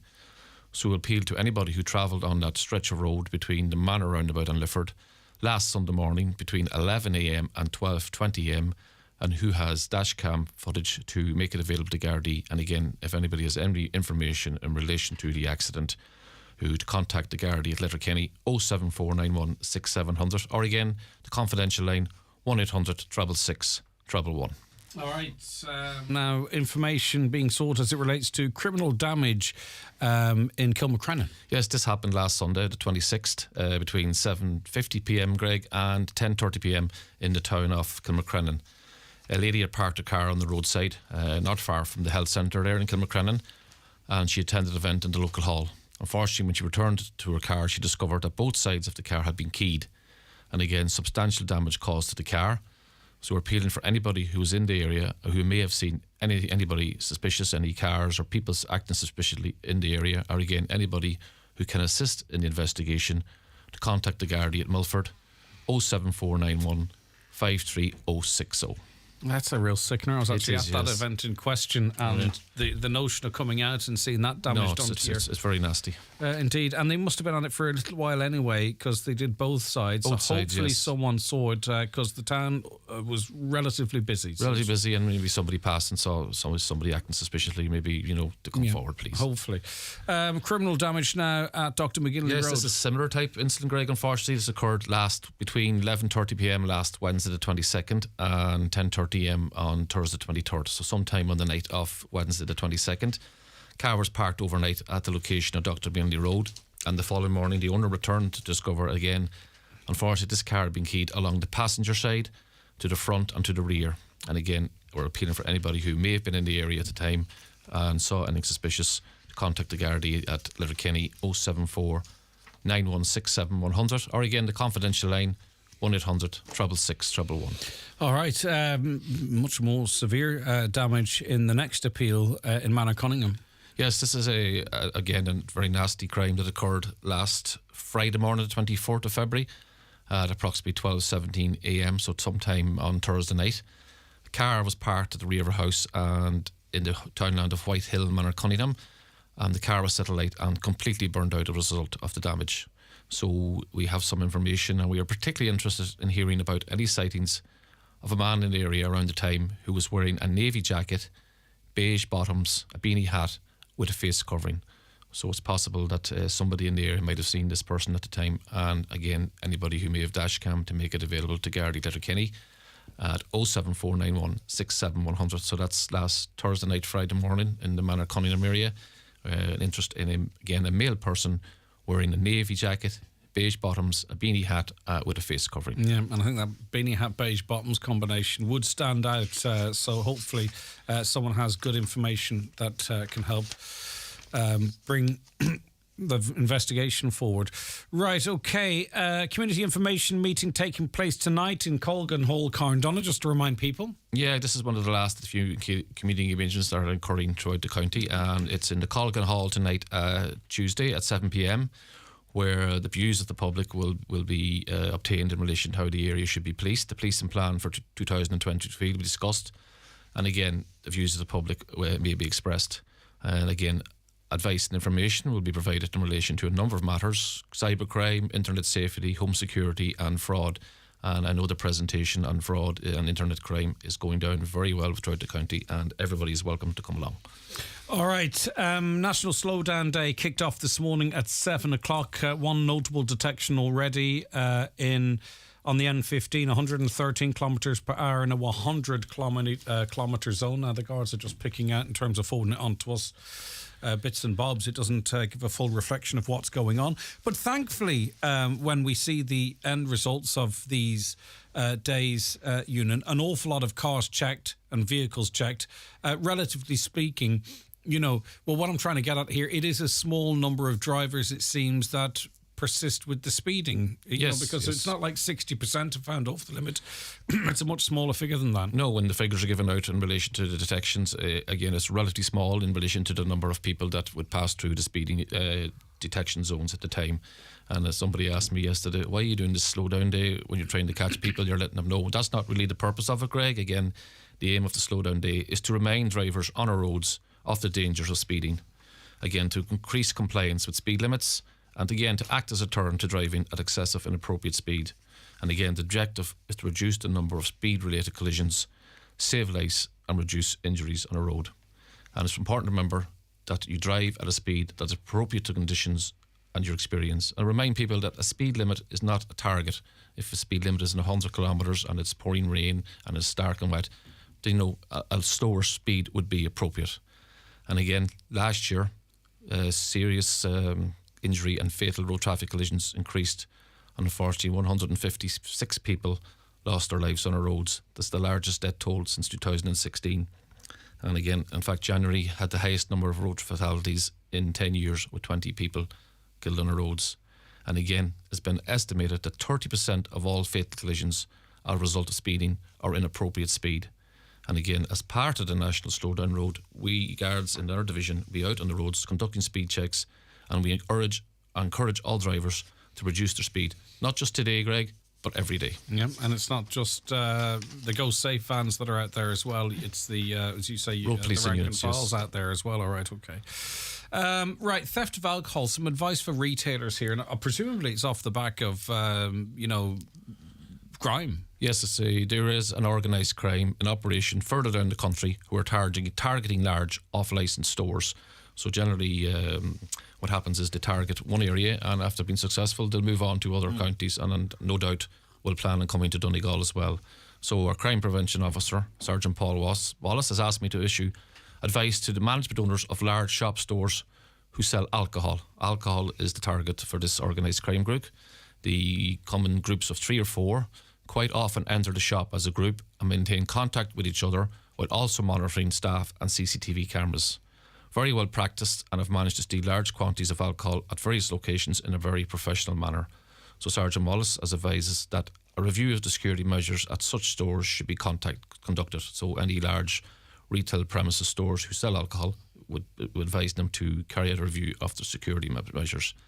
And again, Sergeant Wallace is available at Lettykenny Garda Station if anybody required a visit from him to review their current security measures, or if they require any security advice. Yeah, so clearly these they're well rehearsed in how they do very that. Professional, so on the move. You might need to review what you're doing currently. Yes. All right, okay. And as you say, they're very mobile, and they could well be a matter of time before they are in our region. Okay, Garda Sergeant Ewan Walsh, as always, thank you very much indeed. Thank you, Greg. Have a nice week. You too. That was the Community Garda information item for this Tuesday, the 28th of February. It'll be available for you to listen to and watch back on our website and social media later, and on Garda Síochána's Facebook page too.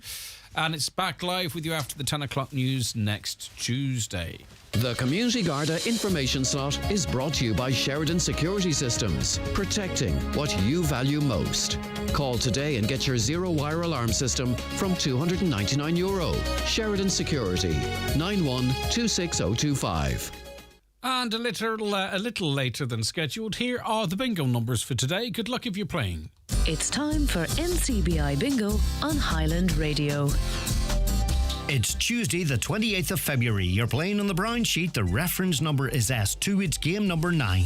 The numbers are 81, 28, 64, 66, 44, 38, 88, 23, 49, and finally 72. Phone your claim to 9104833 before 8 tonight, leaving your name, contact number and the name of the shop where you purchased your book, and we'll call you back the next working day. Get all your NCBI bingo information at highlandradio.com. Watch the show live now on YouTube, Facebook and at highlandradio.com. The Great Value menu at Kelly's Diner in Letterkenny is packed full of family favourites. Try one of the famous Jake's Burgers, a mouth-watering pancake stack, or an all-day breakfast. Bring a friend or bring all the family and enjoy the mid-term kids deal for just $6.50 with free ice cream to top it all off. Great food and great value at Kelly's award-winning diner, Mountain Top, Letterkenny. We can all see how conflict affects energy supply and prices. More than ever, we need to be mindful of how we use energy. By reducing your use, you can save money and lessen the impact. Here's how. Only heat your home to the temperature you need. Use appliances efficiently. And where possible, outside the peak hours of 4 to 7 p.m. Consider walking, cycling, or public transport for short journeys. Drive at lower speeds where safe to do so. Government advice and supports are available for homes and businesses to help you meet this challenge. Find out more at gov.ie/reduce your use. Brought to you by the Government of Ireland. When it comes to our finances, we all need to be vigilant to protect against fraud. This is particularly the case if you receive unsolicited calls, texts, or emails about your credit union account. Scammers may try to contact you asking you to click a link or provide your account or login details. These calls or messages can often seem convincing, but your credit union will never contact you about your account in this manner. If you are suspicious of a message you receive in relation to your account, please contact your credit union directly. Credit unions in the Republic of Ireland are regulated by the Central Bank of Ireland. The world is getting a little more. But maybe more could mean something else. More means more proactive green energy solutions. More means more wind turbines and more recycling. More means more biodiversity and more energy storage. More means more hydrogen and more solar farms, because more clean energy means more efficient living, means more thriving communities, means more energy autonomy. That's why we're more than Mona. Learn more at morethanmona.ie. Board Mona. Our next guest on the programme this Tuesday morning is Margaret. Hiya, Margaret. Thanks for taking the call. Oh, thank you. Good morning, everyone. We have been on to GEA Donegal to relate your concerns I share with you. I know I'm supposed to be impartial to some extent. Well, not really, but anyway, on this one, I am not. I agree with you, I think, if that's all right for me to say, Margaret. What is your concern? Well, I think that, that there should be a choice of having the option to use cash. I mean, cash is legal tender. And the way it is, about going to a match, you might just make up your mind in the morning that, if you had time to go, you would go. And people just don't have that option now. When if they don't have a ticket, well, they cannot go. And anyway, I feel that the people most impacted by this no cash policy are older people and people like myself who are not up to speed on booking things online and things like that. And, the very people now who are being excluded from what they have enjoyed all their life are the very people who tramped the highways and byways of the county and of the country, selling tickets and fundraising to provide the fantastic facilities that every GAA club has now. And, that's great. And it's great to see our young people benefiting from the likes of this. But as I say, the people who worked hard to provide the money and the funding and the tickets, etc., are being excluded. I mean, I know an older gentleman who, I spoke to him there the other evening. He was very disappointed. He arrived at a big match and he couldn't get in just because he didn't have a... Was he turned away, Margaret? Pardon? Yeah. I mean, that's unacceptable, isn't it? Like, I would like an explanation, a proper explanation as to why this is the case. And also to, Margaret, from people I chat to, say, for instance, people choose not to engage with technology. There are people, maybe it's of an older generation, that don't want to carry a card around with them or don't want to order things online because they don't want to. And that's their right. And also what they don't want to do is ask someone else in the house to do something for them, because you know, it feels like you're giving away your independence, that you're asking someone to help you just so you can go and support a football team or watch a game. I mean, we shouldn't be putting people in that position, Margaret. No. I mean, there's no point in just having tickets only. And I see, like, I've just contributed to a fundraiser recently, and I paid in cash. So if they can take cash for things like that, I don't see why they just cannot have a cash gate to allow people in. And I've spoken to some young people, and, you know, they're not very happy about the no cash situation either. Now, this is young teenagers and young ones who would frequent matches all the time, and what they say about it is not something I would repeat on radio. I almost want you to, but don't. And you know, then I hear from others, and I know the GEA is not one big homogenous group and there's different elements within it, but then I heard from others complaining that when they go fundraising at night time in pubs or what have you, that no one has cash, that everyone has card, and they're not taking in as much as they did in the past for the bingo and what have you. But you can't have it both ways. Well, that may well be, but I think that you should have the choice to be able to use cash if you want to. Okay, and I mean, at the end of the day too, you know, you could argue sometimes the product isn't fantastic. You don't want to do anything that discourages people from going along and supporting their team. I know. But it's a case of maybe the grassroots not being consulted or not having enough voice. As that other lady said there are decisions taken, and the people on the ground may not agree with it, but it seems to be here. If you make a decision, they'll say, oh, well, people have complained for a week, but they'll soon forget about it, and things will just carry on. We'll have our way. But you see, I thought this was something that was introduced during, you know, the pandemic or something, that this was a short-term safety measure, you know, not handling cash because germs could transfer on cash. Do you remember all that stuff? That's what I kind of thought. Yes. That's what I kind of thought was the kernel of this. This is where it began, and yet now here we are, that it seems to be becoming the norm. I'm not sure what it's like in other counties. Are we outliers here?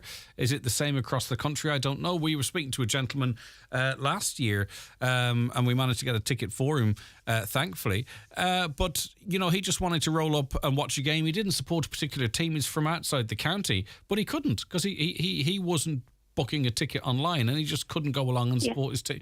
You know, he just liked watching football. Mm-hmm. Right.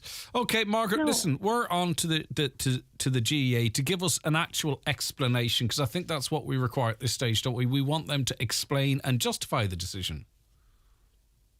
Yes, well, I don't think it can be justified. I get you. No, I understand. I agree. But you know what I'm saying. All right, okay. Listen, thank you very much for that, Margaret. We appreciate it. We'll see what the listeners think. All right, 086 60 25,000.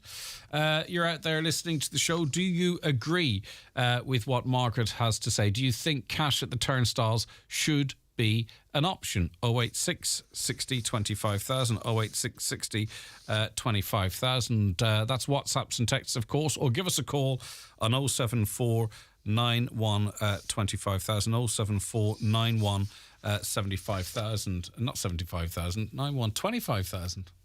Inflation is even starting to hit the phone numbers.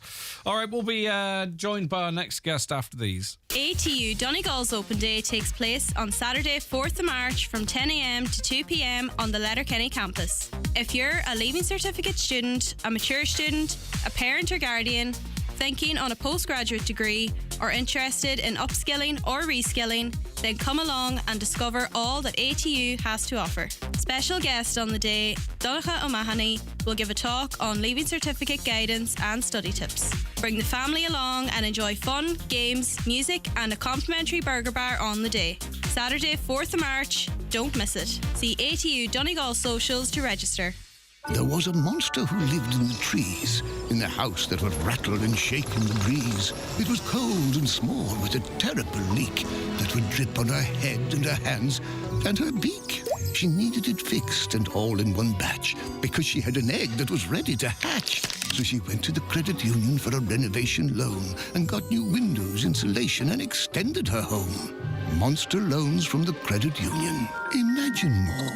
Loans Products are subject to approval. Terms and conditions apply. If you do not meet the repayments on your loan, your account will go into arrears. This may affect your credit rating, which may limit your ability to access credit in the future. Credit unions in the Republic of Ireland are regulated by the Central Bank of Ireland. Nutrius XL Yo with lamb and Nutrius Yo with lamb crunch are both formulated to ensure a vigorous lamb and excellent milk yield. Avail of our lambing season offer. 25 kg bags, buy 10, get one free, with €10 off per tonne in bulk. Available at your local Homeland store. Visit nutrius.ie for full nutritional information. Highland Radio weather updates with Ireland West Airport. Discover Edinburgh this summer with Ryanair's 3 times weekly service. Stunning architecture, endless winding streets and an awe-inspiring castle. Ireland West Airport. Don't just take off, take it easy. Okay, the settled weather is going to continue, we're told, for the rest of the week. But today, quite cloudy with just occasional sunny intervals, though it will stay generally dry throughout the day. Highest temperatures 7 to 9 degrees in light north easterly breezes. Now, did you know that today is World Rare Disease Day? And I'm pleased to welcome onto the show Michael McGinty, who joins us now. Michael, thanks very much for your time this Tuesday morning. Hey, Greg, my pleasure. Hopefully you're hearing me okay. I'm at work, as you can see, so a bit like yourself. Yeah, it's World Rare Disease Day, and the Rare Disease Family Network in Dublin asked if I would be happy to have a chat with you about rare disease. So it's not as rare as it sounds. I think the definition of rare disease is actually if it's less than 1 in 2 people have it. So my rare disease is HHT, hereditary hemorrhagic telangiectasia, and it's 1 in 5,000 people. So there's probably about 1,200 people in the country that have it, probably 42 in Donegal. So the day is just there. It's organized by Eurordis, which is a non-government organization, and it's made up of about 65 different patient networks. And it's just to create awareness of the fact that there are so many rare diseases. It's 300 million people in the world, so it's a lot of people. A lot of people don't talk about disease. In fact, even in our own group, a lot of people prefer to call it a disorder. But you know, the proper clinical definition is disease. So there's lots of them. So you would be more familiar with spina bifida or hemophilia or cystic fibrosis. And that's mainly because people do talk about it more, or maybe it's more recognizable. So I don't know how much you know about rare disease yourself, because you obviously meet a lot of people. So I'm sure you know quite a few people who have got diseases that are uncommon. Yeah, but I presume part of an awareness day like this too, though, is people feeling comfortable to speak about it or to have the conversation, or, you know, because as you say, there are things that are more common and it might be easier to have a conversation. So could you educate us a little bit about HHT and it's a blood disease, isn't it? A blood condition. How does it affect your life, Michael? Yeah, it's a vascular disorder. Funny, it was my sister who set up HST Ireland after my nephew died in 2012. It's, you know, the veins bring the blood one direction, the arteries bring the blood another direction, and in between it's a bit like changing on a motorway. So if you're going from one motorway to the other, you take a roadway that's built for it. And these are capillaries, and we don't have these capillaries in a lot of places. So what happens is the blood speeds up, and then it tries to go from one motorway to the other, and it shunts. So it just basically bursts. So I know the listeners won't see this, but I have what I would refer to as like pink freckles, and these pink freckles bleed. So basically I can have a bleed at any given time. Mainly it's the nose, Greg. That's a good symptom is when you see somebody bleeding from the nose, because it's the mucous membrane is probably the bit of tissue that's easiest to bleed through. It's most fragile, yeah. Yeah, so losing blood. A friend of ours has just come back from hospital in Belfast where she was in getting blood. Blood donations are critically important for people like us, because before my dad died at 68, and the last couple of years he was in the care of Letterkenny Hospital, but he would go into daycare every week for maybe 2 units on a Monday or Tuesday and be back in again on a Thursday or Friday. So that's a lot of blood. And it's critically important for us, especially with what happened during COVID. People weren't able to give blood as much as they would have been able to do. So it's hugely important. In terms of my life, you know what, Greg, everybody's got something. So, you know, we're all going to end up getting knocked down by a bus, or we're going to have cancer, we're going to have something. So I have what I have. I mean, I'm 62. It is. I understand. I understand where you're coming from, but it's quite a reality check on life. It's true. You're perfectly correct in saying that. Do people have different grades of HHT, Michael? So might you have someone that might just get the occasional nosebleed that's not a massive inconvenience, maybe not require any transfusion, and then you have more extreme cases like like, is it does it affect people differently, generally speaking? Yeah, it absolutely does. And when you're younger, it affects you less. So basically, the older you get, things get worse. So my GI tract has, whatever, thousands of these spots, and any one of them could rupture at any given time. But there's no guarantee. So my granny was in her early 80s before she died. She did die of HST. She bled to death. But in those days, I didn't know what it was. My dad died of it, but at that stage, he died in 2004, but he worked out that he had it in 2000 when a young lady in Cork, she was 9 years of age, Grace Nolan, died. And her father featured in the Late Late Show for a few minutes and talked about this disease that killed one child, and he has 5 other children and himself. And he lived a very normal life. His kids were having a challenge. So in his case, it was almost the opposite. The kids were having the challenges, and he was able to live with it. But there's no reason why you can't live a long life with it. Yeah. It might slow things down a bit for you, but like, say, though, can it complicate things? For example, say, for instance, you had a condition that you'd be prescribed blood thinners for. I don't know. Do you know what I mean? Is that something that could exacerbate the HHT? Do you know what I mean? So it's not the HHT that might be the problem, but it might be how you might cure a different issue. Well, that's a really good question. Have you not considered that before? Well, I didn't. To be honest, none of us will take blood thinners. It's the last thing that we want because it makes that's what I'm thinking, yeah. But I had a stroke in October related to my HHT, and the first thing they did when they got me into hospital was to put me on blood thinners, and I objected to having blood thinners and explained why. And I was very lucky that Dr. Parahar in the hospital, he basically said to me, he came up to the bed beside me and he said, look, if you present in this hospital with profuse bleeding, and you probably will, but if you do, we know what we can do. If you come back here having had a more severe stroke, there's probably not a lot we can do for you. So which way are you going to have it? I guess you. So I'm on blood thinners the rest of my life. Also, too, with rare diseases, and you mentioned your sister Dara setting up HHT Ireland. We hear about, thankfully, advances in how we treat a lot of conditions, like cancer and heart disease and other things, and we're making advances in that regard. Does sometimes when you suffer from a rare disease, can you feel a little bit left behind, that, your life might be, it's as equal to anybody's, okay, but because there aren't an awful lot of you with this, maybe there aren't people looking for advances to make your life better, or maybe your children's or their children's lives if it happened to be passed down. Is that part of sort of living with a rare disease, that maybe you feel a little less important, left behind, perhaps? Yeah, there are rare diseases that are better known. Popular is not the right word. But I understand exactly what you're saying. Yeah. So getting the ability to do this, to talk to you, hopefully one person in Donegal. So we reckon 42 people in Donegal have it. I know 20 of them.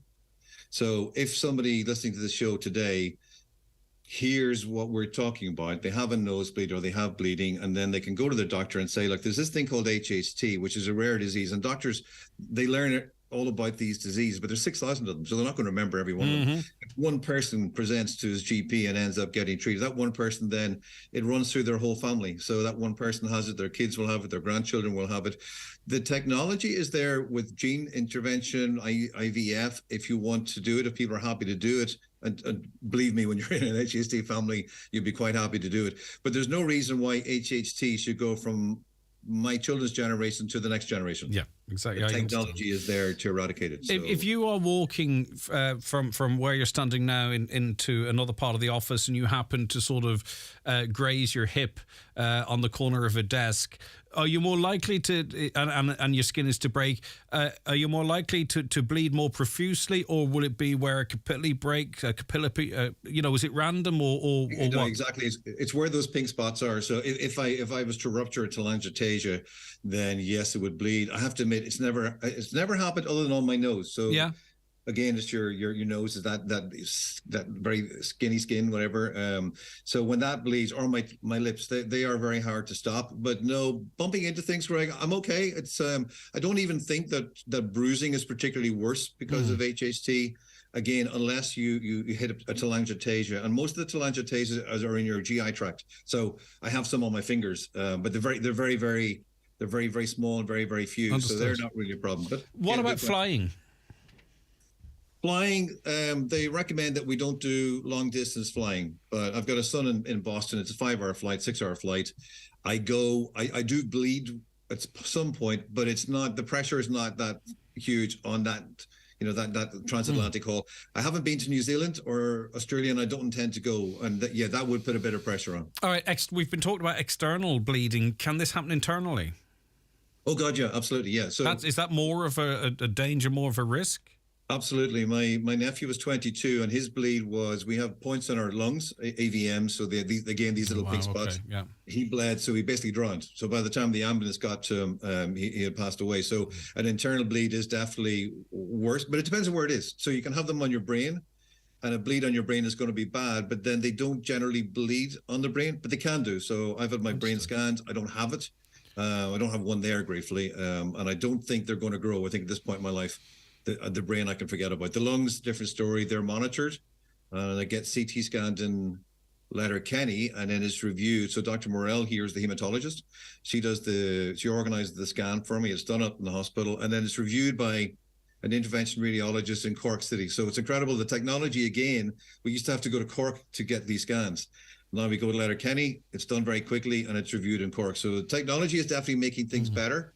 And it is something that we can get rid of in the next generation. So if we go by the average and say there's did you say around 40, 45 people with HHT in Donegal, how many of those do you believe at this point would be living their life? Because with all due respect to GPs, they're amazing, but they are general practitioners, and they know quite a bit about a lot, but they're not experts in any. But they could be experts in any particular field, but perhaps not HHT. So, could you guesstimate how many people are in this county that are walking around with this attributed to something else, or maybe completely unaware if it's not very externally noticeable? Or do you have a ballpark figure in your head, Michael, as to how many that might be?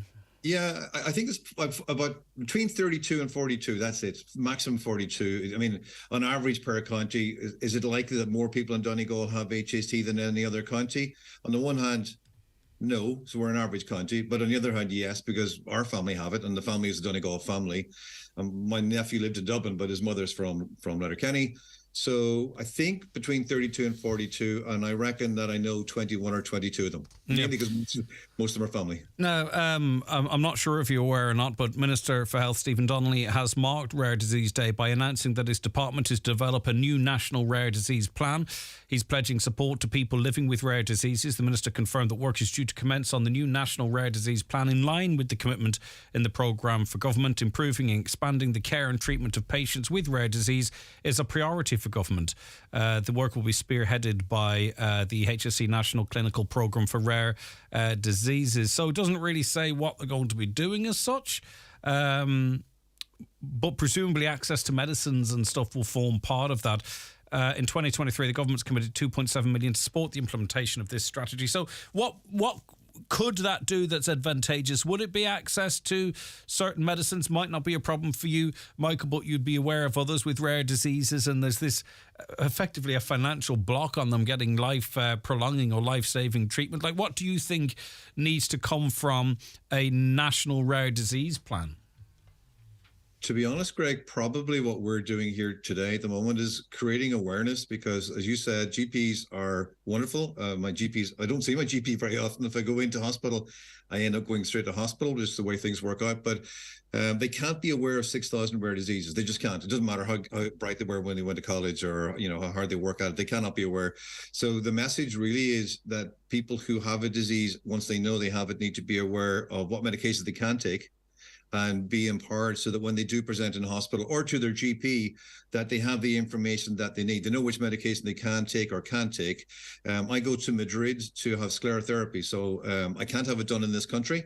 So there are procedures that should be available in the country that aren't, and sclerotherapy is one of them. So basically, if a lot of points in my nose would be bleeding, I go to Madrid and I can have the points injected. So it's an invasive procedure. It's not very nice, but it works, and it stops those points from bleeding. Yeah. So there are things like that, and I guess every patient group is looking to government for their specific little thing. So in our case, sclerotherapy, it's an easy thing to do. It can be done in day patients, but every group will have its own wish list. 2.7 million doesn't sound like a lot, But I think it's just there to kick off the campaign. So it's a start. It's a start. Now, you've obviously got a very positive outlook, or pragmatic. I'm not sure which it is. It's somewhere in between, or perhaps both. There are others in your family with it too that live very active, sporty lives as well. Do you know what I mean? So this is something you do live with. And we clearly have made some advances. I hope we've made some advances. And certainly that awful loss of your 22-year-old nephew would have been circulated widely amongst the HHT community, I imagine, if they weren't already aware. And you know what I mean, that not lessons have been learned, that's an awful way of putting it, but we can learn from that awful loss. And you say finally in some words about yourself, apart from the bloody inconvenience, life is pretty bloody good. So we don't normally condone foul language, Michael. But in this case, we shall. Someone wants to know, and I don't want to put you on the spot, do you know what the difference is between HHT and von Willebrand's disease? Are they in the same space? Have you ever heard of it? I don't, but okay. I'm sure that the Rare Ireland Family Support Network would, and Rare Disease Ireland, rareDiseaseDay.org is a website where you can go and have a look. I'm not a medic, so I don't know very much. That's why the words you were using there were not medical terms as such. But no, I'm afraid I can't answer that question. But okay, well, we'll let you back to work, Michael. We really appreciate you taking the time out of your day to help us raise awareness of HHT, because if our conversation just reaches one person that this affects, wouldn't that be fantastic? A single person that might go, wow, okay, that's me. Because whilst we've been talking about it being hereditary, you never know where it might pop up, especially with things. This is where things like adoption, and when we talk about it, become, it's things like this where people might not know the medical history and what have you in times gone by. It's just, I'm trying to give listeners an example of what we talk about, the importance of knowing your medical history, and this is a fine example of that. Michael, best wishes to you and all the family, and thank you so much, as I say, for your time. Genuinely appreciated. Greg, thank you for your time, and hopefully we'll hear from one person. Just one person. That's it. Exactly. So thank you for your time. I'd love to have contributed to that. Thank you. Take care. That is Michael McGinty there. Suffers, or has. I'm not sure he's a sufferer. He doesn't sound to me like a person that might like that phrase, if you know what I mean. But he has HHT, and we will speak to him on World Rare Disease Day. All right. Thanks very much for that, Michael. 086 60 25,000 WhatsApps and texts to that number. I haven't got to any of your calls and comments yet because it's been so busy as we've been moving through, but I have a bit of space now, so I shall get some of your comments here. Hi, I'd ask Greg, did he see the programme on Virgin Media 1 last night about the homeless in Ireland? I think it was so sad that we can't even look after our own. Indeed, historically, we have failed. Many people in this country. I didn't watch the programme. I don't watch an awful lot of scheduled TV anymore, to be honest with you. But I imagine that we're all very familiar with what was contained within that programme. As I say, we have a long history of not looking after our own. A caller says, I don't agree with trans women in women's sport. Just not right, they say. Another, there's no point in having ladies-only teams if people born male and then our transgender women are playing on ladies' teams. If that's what the GEA wants, then let there be mixed teams of men and women across the board. I think when they introduced this, they probably did it just to be seen to be doing the right thing. And maybe they need to fully consider all of the ramifications to make sure that they are doing the right thing. What's to stop people sending all through the green lane to Northern Ireland and then the receiver packing it into a van down south? Well, there'll be infrequent checks. There'll be checks from time to time. The produce, probably be quite obvious whether it's for Northern Ireland or for the Republic. And that's smuggling. And smuggling's happening anyway. So widespread abuse of the green lane would be discovered really quite quickly, but there'll always be an element of smuggling. So, is that what we do every day? If you go and buy something in the north and bring it over the border, I don't know. Brussels only cares about control of the masses and little else. The Northern Ireland Protocol was to impose massive bureaucratic control and show that by punishing Britain, other countries will think twice about wanting to leave the very flawed EU. The single market stuff is pure marketing PR to cover up bureaucratic control by the foreigners in Brussels. I think there was a little bit of game playing by the EU in that whole process. Personally, I might agree with that caller there in some elements of that. A caller says the DUP can't have everything that they want. They say they want a deal that everyone can live with, but they want everything their own way. The British PM should put his foot down with the DUP and tell them that if they reject this deal, then Stormont will start up again and continue without them. But there are other measures in place to ensure that doesn't happen too. Good morning, Greg. If Jeffrey doesn't want to join into the government, he should stand down, holding people to ransom while still getting full pay. Shame on him. The problem with an inquiry into COVID, says this caller, was there was only one side of the story ever being told. It ended up not being about healthcare, but about money. Many prominent scientists were ignored, yet now it appears they may have been right. Well, listen, the bottom line is there's two stories to everything, three stories, and the truth is somewhere in the middle. I think the fundamentals of what you're referring to as it relates to what scientists were saying are still, the debate is still on. Were masks useful or not? The debate is still ongoing there. Was there any point in certain things happening? But in terms of our reaction, i.e., and this is what I see as the big issue here personally. I'm not saying it's the only issue or the only big issue, but stopping children going to school, was that properly thought through? We had this conversation many times on this programme, of course. Also, effectively all other healthcare ceasing. Why did that happen? I think who made that decision and what was the clinical basis of that decision? These are very, very important questions. €9 meal to get into a pub. I don't know how big a deal that is in terms of the wider scale. Obviously, you know what I mean. At that time, as I say, many callers to this programme were saying it made no sense. It was not logical. Whether or not masks work or not, that's still, as I say, you could have half the people would still agree that they do, half them that wouldn't.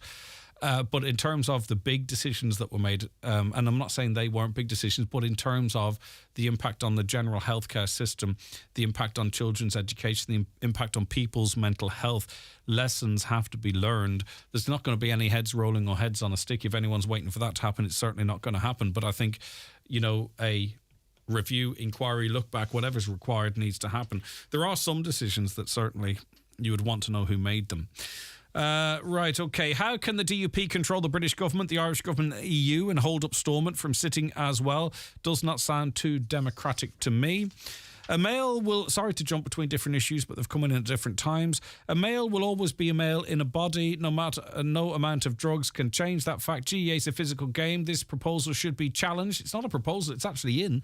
They're proposing to actually redact it, or to take it out, sorry. But I'll read on. This proposal should be challenged by grassroots members and parents concerned. Transgenderism is not a sexual orientation.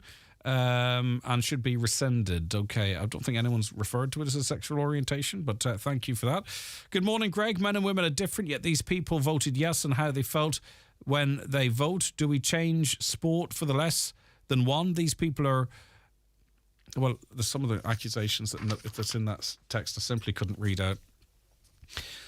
The unionists in Northern Ireland jumping up and down about the protocol are those who don't want to share power with people of a different political view. Ireland was partitioned with one community in mind, and the 6 counties was to remain, in essence, a sectarian state. We all saw what happened next. Remember, those who were anti-Good Friday Agreement are now anti-protocol. Doesn't that tell you something, in my opinion? Thank you for your opinion, by the way, of course, on all of you texting in. Keep girls' sports for girls. No one with a penis should be in a girls' changing room, says a listener there. Sorry for the stark language, but that's the point that they wanted to make.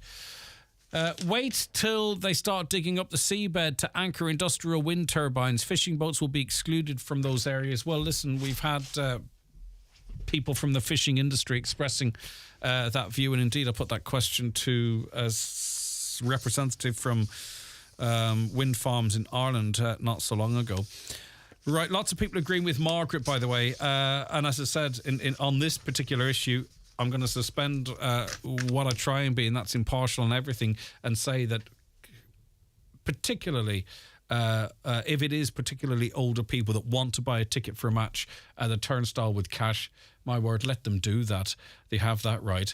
I just want to let you know that Munster Bingo worth €3,000. There's a €3,000 prize fund. Takes place on Wednesday, the 1st of March, which is tomorrow. It's the end of February.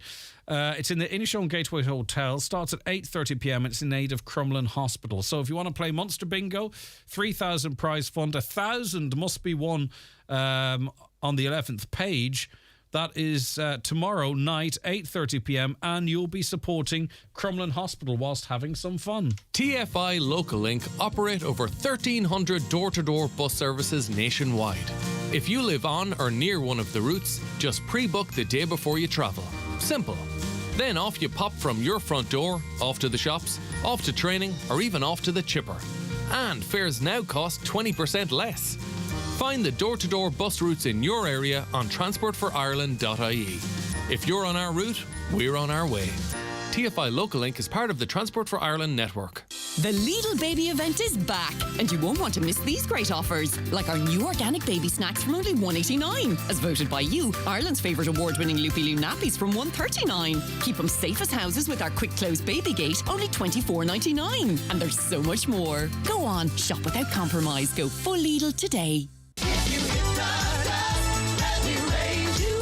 Letterkenny Musical Society is back with a spectacular production of the multi-award-winning Kinky Boots, featuring a joyous musical score by pop icon Cyndi Lauper. Kinky Boots, an hilarious, uplifting story which will remain with you for a long time. Kinky Boots on Green and Theatre, 7th to the 11th of March.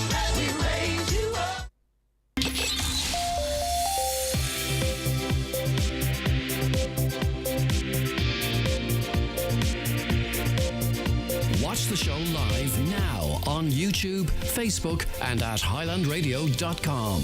Okay, coming up in the next hour, Marty Morrissey will be in studio with us talking about the show Marty's Party that he's taking to Letterkenny.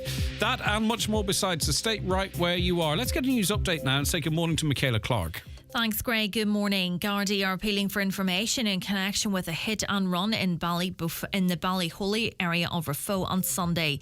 A cyclist was knocked off his bike at around 11:10. Gardai say they believe a silver coloured Peugeot 308 with a possible registration of 221 was involved. Meanwhile, investigations are continuing into a crash in Stranorlar last week in which a pedestrian was injured. The collision involving a green Volkswagen van occurred at around 7 o'clock on Tuesday evening last at Lower Main Street. Gardai are on the hunt for a man seen in the Manor Cunningham area prior to a van being set on fire. Shortly after midnight on Friday last, the vehicle parked at the rear of a house at Whitehill was set on fire and completely destroyed. Gardai are particularly keen to speak to anyone who has any information on sightings of a man in the area seen wearing a navy jacket, beige bottoms, a beanie hat and a face covering. The British Prime Minister is in the north today trying to convince political parties there to accept a new trade arrangement with the EU. Rishi Sunak believes the Windsor framework is a turning point and resolves issues with the Irish sea trade and VAT. The DUP, meanwhile, says they will not be rushing to agree to the new Northern Ireland Protocol deal. DUP MP Gregory Campbell says it is clear the progress to reach an agreement has been made. However, he says his party will take its time to ensure the right deal is done for the will of everyone. A warning has been issued to retailers in Donegal about an organised crime gang in operation targeting large off-licence stores. The gang has been targeting businesses in other parts of the country, but Gardai and Donegal anticipate that they will travel to the county. Wilson's Hospital School in County Westmeath has been asked to update the High Court on whether Enoch Burke has been complying with an order to stay away from the school. Mr Burke's case was mentioned in his absence this morning after the former teacher failed to show up on time. And the Donegal Fire Service were tasked last night to a hill fire in Carndonagh. They were alerted to the blaze at around 11:30 in the Glentower area. 2 appliances attended the scene and brought the fire under control at around 12:30. Those are the latest headlines. We'll be back with an update again at 12 noon. Okay, Michaela, thank you very much for that. Like to eat well all week at amazing Aldi prices? I like the sound of that. Feed your family for €5 with a delicious chicken casserole. And from February 2nd, enjoy Super 6 fresh meat offers, like specially selected Irish Angus steak mince 5% fat, now only $3.99. And try our Aldi Savers offers, like Mamiya mini size 2 nappies 60-pack, save 32%, now only $1.79. I don't like it, I love it. Aldi, every day amazing. Okay, we're joined in studio now by Dr. Ripu Singh and Dr. Mohammed Al-Braer. Both of you, thank you very much for joining us. Thank you very much. We appreciate your time in calling in to see us. We're speaking ahead of the opening of a new medical centre, a medical private clinic. Dr. Ripu, tell us a little bit about yourself. Well, yeah, I was working in emergencies for last 15 years with many countries, and here in Letterkenny working for last 8 years in an emergency department as a senior doctor. And out of our services, so we come up like when we see the patients, it's overcrowded everywhere. Every service is overcrowded. So we thought to bring some kind of alternative. So that's how. Were you frustrated in your role at Letterkenny University Hospital? Not at all. I enjoyed that job. I was loving it. Dr. Mohammed, what's your background? Originally I'm from Sudan and partially from England. My background started when I graduated back home in Sudan, and I started with Doctor Organization for Peace and Development, which will give me the opportunity to travel most of country over the world and see different approach to different kind of patients. Since I came to Ireland here, I work with the emergency department. I started kindly. They gave me the offer to join the team. Really, I enjoy working with them, and I moved out of our doctors and most of the private and HCC practice, GB practice, which I've been exposed to whole community like the emergency, out of hour, and the GB practice for the past nearly 2 years now here. Okay. And talk to me what services Dr. Ripu will be provided at this U. Firstly, where will he be located, and how will the public have access to this service? Yeah, that's we are on Port Road, in the centre of the Letterkenny, Port Road, and the access is very simple. It's not a big town. Plus, online, we have a website, letterkennymedics.ie, and we have a phone numbers on our website. Anyone can contact us anytime with 3-4 phone numbers there. People can book the appointments direct on the website. Booking is direct by anyone. We are open from 10 a.m. to 10 p.m. And the appointments is like whatever time suits you. So it's 7 days a week or 5 days a week? 7 days a week. 7 days a week from 10 a.m. to 10 p.m. Yes. So, I mean, obviously at the moment people have some frustrations in access to GPs, for example, or indeed they might find themselves at the emergency department and they may not need to be there. Do you know what I mean? So what will you be able to, what calls will you be able to deal with? What kind of diagnostics do you have? Yes, so we can, as per if you see some side of urgent care, we can deal with the minor injuries, foreign body to the eyes, ears, all these kind of things that, like you said, that people think that they don't need to be in emergency, but they need somewhere urgent after GP is closed. Catheterization, home visit, yeah. Any kind of area and like stop bleeding, suturing, such kind of emergency or immediate needs, which is not emergency, which is urgent but is it not emergency. Perhaps more likely... I don't want to compare you to another service, but perhaps more likely calls that you might make to now, Doc, outside GP hours, but also the GP work. Is that kind of the calls we're talking of? So in other words, a child's got a temperature, the GP's closed, right, and it's hitting 39-40, and you're worried in that moment, say if it's during the day and you want to get seen during the day. That all, I'm trying to cover everything, right, but not exclude things. That's the type of call as well. Our office at Port Road, which we're starting with, it's welcome to whole public to attend at any time for emergency. Okay. You don't need to go to the website. You don't need. It's walking. You can come in with this kind of high temperature, nebulization, struggle to breathe, Something we can see immediately. We don't need to go and wait and triage by other professions. It will be seen by a doctor immediately, and it will be triaged by a doctor immediately, and will be acted immediately by us. We welcome children, elderly, any kind of we can immediate. That's what the idea come from, because to see me at any kind of practice or now, doc, you need a couple of good hours to come and see me. However, I will see you immediately, and we will act immediately to respond. Would you become someone's GP effectively? We're going to have to talk about cost, but there are people who are dissatisfied with their GP, or they can't get seen, or what have you. This is not a criticism of GPs or to pitch you against GPs. We know they're doing fantastic work for the most part in very difficult circumstances, but I'm trying to figure out the relationship between... Definitely, no doubt, they are very busy. Yeah. And we can see they are overcrowded, all the GPs here. But we are a private service. Patient can stay with the GP, register with the GP, but we can see the same patient. Mm-hmm. We're not replacing the GP. That's what I wanted to check. We are not replacing. They can continue with the GP. If they want to see us, they can see us anytime. It's not like a competition, or we are GP or now doc or emergency. We are providing service for the public, and we welcome everyone. And our relationship, I am a GP, I am an emergency doctor. We enjoy our work with all parties, and we're still working with these premises and this organization. It's a kind of alternate pathway we are just bringing. Yeah. And we saw this kind of thing is going on in the big cities. It almost feels a little bit like the fast lane in That's a lot of stuff. Okay, so you're in the same airport, and respect the other lanes, but there is potentially a fast lane. Can we talk about cost? How much is a visit, or? The cost is not far from the national cost, but we're targeting mainly private and non-private sector.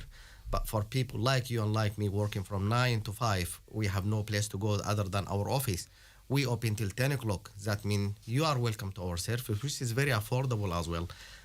Yes, our price is different from the national prices or the local prices, but this is not for we want to sell high or want to know, because of the equipment we use, the time we use, and everything around us is we provide at least 30 minutes per and presumably this is a long-term plan, because I presume there's a considerable investment from you and those supporting you, so this has to work long-term. No support, we are providing everything by ourselves. Okay. So finance ourselves. It's very much in your interest for this to be very successful into the long term, I'd imagine. We have a big team working with us, all national based Irish-based companies and Irish-based organization.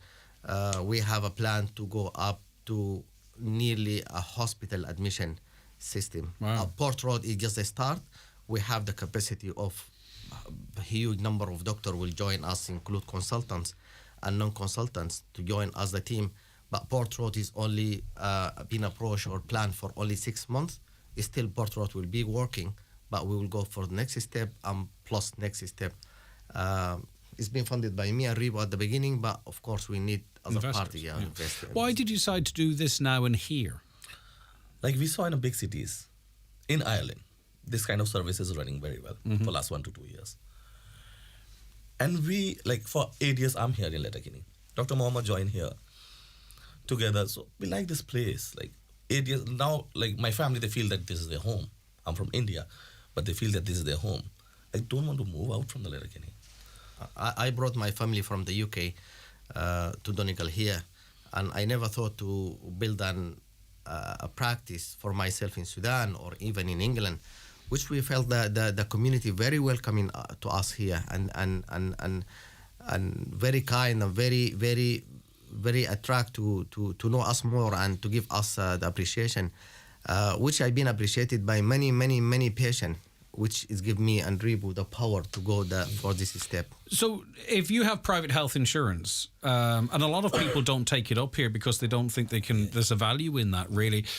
Does private health insurance pay for a visit to you guys? Well, so far we don't have any direct contact with any insurance company. It hasn't been established yet as such? Not yet. But we can give the receipt and anyone can claim back from their insurance company. Plus our system that we are providing, we have a computer system in our clinic. We have access to all the hospitals of Ireland. Any insurance company, we can refer the patient according to the insurance to that hospital, private hospital or anything. Do you need to, we talked about the difference between this being a GP service or what have you. Do people need to register with you, or is that advantageous to register with you? This is a very good question, because the public just confused about what is Port Road, the private clinic going on. And as I mentioned before, we are not replacing GP. Still, you will be registered with your GP practice. Still, you will attend your GP practice. However, we have our unique registration form, which you can join our private clinic as the same. You will join you will be with your GP. No attraction and no any kind of like we say, we need to transfer your file. We will build your file with us as a private. You can attend whenever you attend. You have the right to go to see your GP, to go to emergency department, to go to NAUDOC. All these parties welcome, and we welcome all the... I presume people will use this service for second opinions. People always like second opinions. I imagine that register is very simple. It's on our website. Anyone wants to register or book, this is on letterguineamedics.ie. I know you are very keen to work, that this supplements the hospital and supplements existing GPs. And the GPs are maxed out anyway, so I'm not sure what you would be taking from them. But do you get the feeling that GPs and the hospital are pleased with this development? Well, let's see, because... we will announce, actually we'll invite all the GPs and all the consultants in the hospital to pronounce our service. From what we can see, we have a friend of mine's GPs, which well known in the area. They visiting us and they communicating with us very well. We're communicating with them very well. We are not compete with anyone. We just make the life easy for the public. And again, listen, this is the nature of this program. I have to ask questions as you expand. Yeah. The hospital, as you would know, is already struggling to recruit consultants for various reasons. Yes. You will be competing for those same people. As I say, I know you don't want to get controversial, but I have to ask these types of questions. Yeah. I mean, some people might have that concern that this could make recruitment or retention, for that matter, at Letterkenny University Hospital more difficult. No, so far that plan is very far. Still, we are not concentrating on that thing, so we cannot talk about that at this stage. But it's in the pipeline, okay? Yes, it's in the pipeline, and we have. We don't know the situation after 3 to 5 years what's going to happen. So. We have a support from different countries as well. We have a good relationship national wise. Our X-ray in place now, ready to be established. Our lab is ready to be established. The doctors available, but it's just we need to wait for the next step. And also, we can't have a competition with Letterkenny University Hospital. That's a big hospital, and it's not a competition. No, I know that, but we have I want to ask I wanted to ask a question that might be texted after you leave, and if I ask it now, it means that you have an opportunity to answer. So a caller wants to know. At this point, will you be doing procedures, or it's just diagnostics really as such? No, minor surgeries like cyst removals, skin tags, tags, cyst removal, toenails removals, these kind of minor surgeries. I'm introducing something new in the county here, even I think about for 40, 50, 60 mile or more from Donegal here, like weight management. We established the weight management here, and plus of that, the cardiac screening. We have we have a packaging for the cardiac screening. It's preventable medicine more than the treatable as a clinic. Just we want to prevent the worst to happen. But it's funny you should say that, because even today there is a campaign launched talking about the gaps in our cardiac care, and a huge proportion of lives lost. It's the biggest killer. Yes, definitely. Are actually preventable. Preventable. We receive many calls in respect to Our main aim is a preventive medicine. Okay, for the treatment, everyone is here. University Hospital is here, GPs are here, NAUDOC. But we want to do some diagnostics, like preventive kind of things too. All right, okay. It's something new. People will probably texting and say, do you think in some time in the future you might have a satellite in Inishowen or West Donegal, or I mean, or does the business model work based in the population centre? No, depend. how we go, because till now we get a good response from the community. Since we start our website and our Facebook page, we are getting a good response. So most probably we can have a satellite like surrounding Donegal town. It's new to Donegal. That's why I'm asking. Area here, and we So- encouraging other doctors as well to do this step. It's quite scary to start such an approach to the public. However, we very confident to provide our service. I'm very confident for our service. However, we encouraging other doctors to just do the same step, to just to relieve the demand in the county. No, but like 3 to 4 months, we can have some satellites in Donkrana side or Donegal town side. Right. That's what our aim is. Well, it's the reason we brought you in, because it potentially is altering, not changing, but altering the medical landscape. Well, It's yes. not insignificant. This No. is something. It's just it's a commercial enterprise, of course. We understand that, but this is it's going to be interesting to see how this plays out and where it goes from here. More so, we are not a business people or we are not a company. We are doctors, and end of the day, we are doctors. So for us, the money always comes second. If we have a patient in front of us, we'll concentrate on the patient. How many staff will you launch with? We have a good baseline of doctor. We have starting the Port Road only by myself, Dr. Muhammad and Dr. Ripu, because we need to put our practice in the quality we need. We're looking for 30 minutes to 1 hour consultation. Right, okay. We will not go below our quality. That means we have recruiting, and we will go for the same practice, because this is how the medicine should be. The consultation, it should be 10 minutes to listen to your patient, 10 minutes to examine, and 10 minutes to prescribe. What's happening after COVID here is only allow you 10 minutes to see your patient. Even I cannot see my computer in front of me to practice my medicine.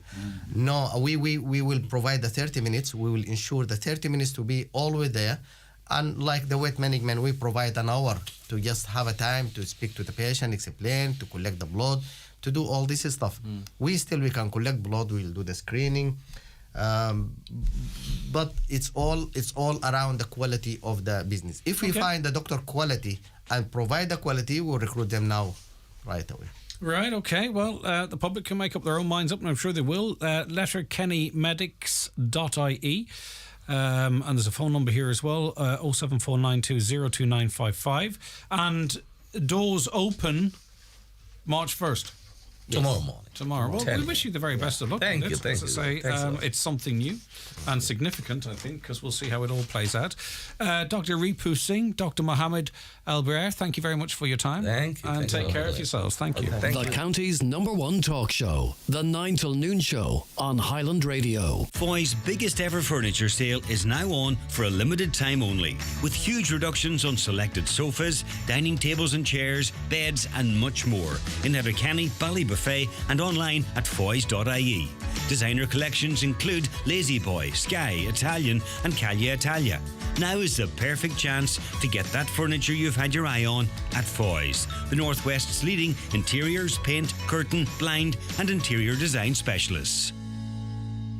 Change is happening in Letterkenny, and for the better. Letterkenny Medics is a new private clinic, opening soon, offering private healthcare. Dr. Mohammed and Dr. Ripu welcome new patients to their clinic, conveniently located on the Port Road. Open 7 days per week from 10 a.m. to 10 p.m, offering full medical checkups, including a full cardiac screening with echo, assessments of minor injuries, and the facility to complete minor surgeries without the long waiting times. To register, visit letterkennymedics.ie or call 085 867 5341. Letterkenny Medics. We listen if you want to talk.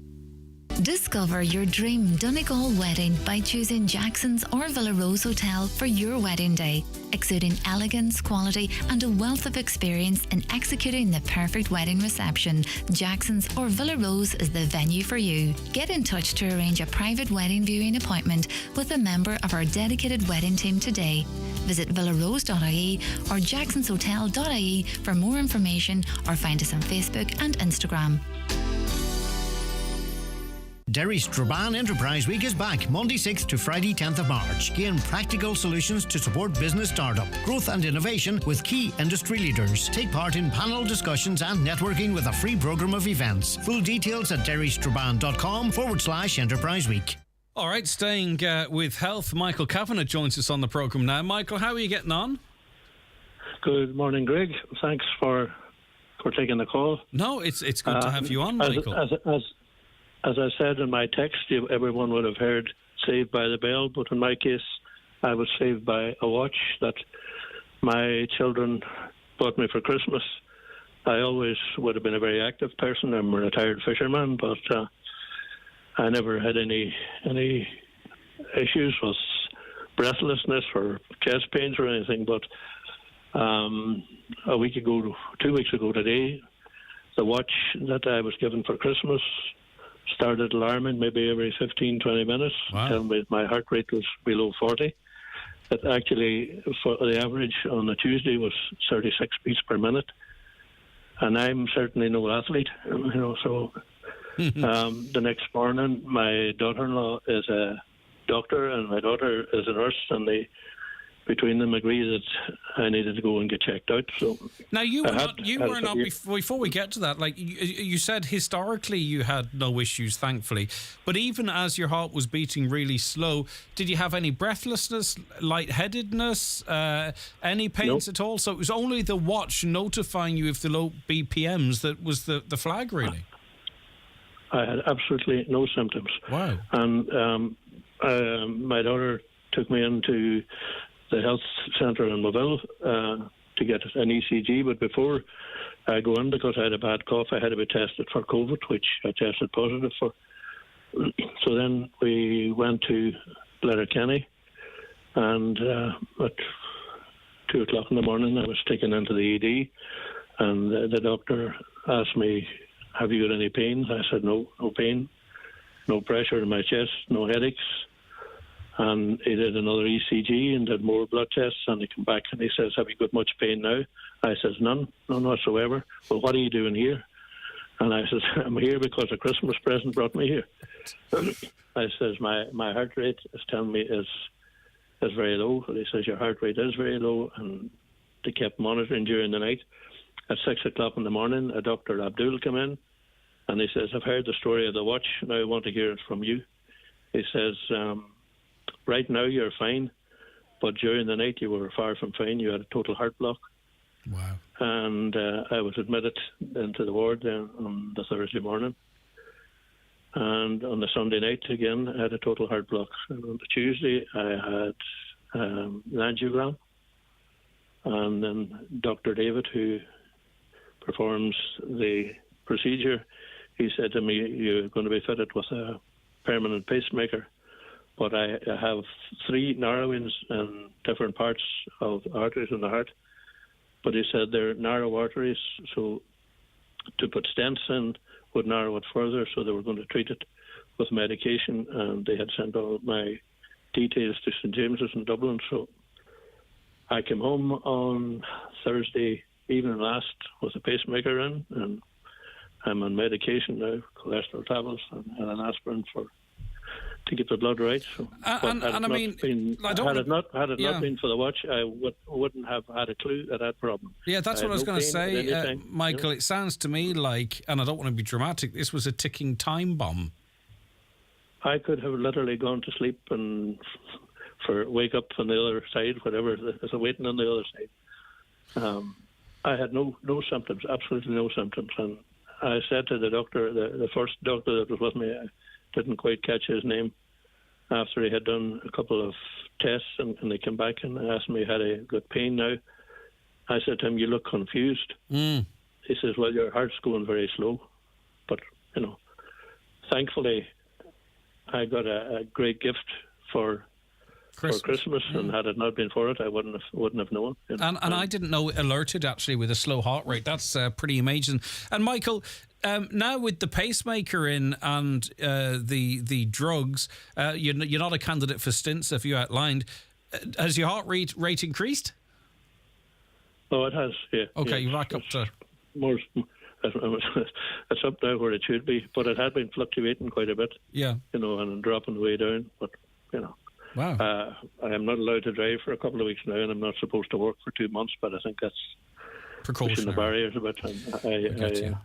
And come here, did your daughter-in-law, did she Was she behind the purchase of the watch, or is this all just a bit of a happy coincidence in terms of someone else in the family got the watch? Like, did they buy you that watch for convenience or as a health monitor, I wonder?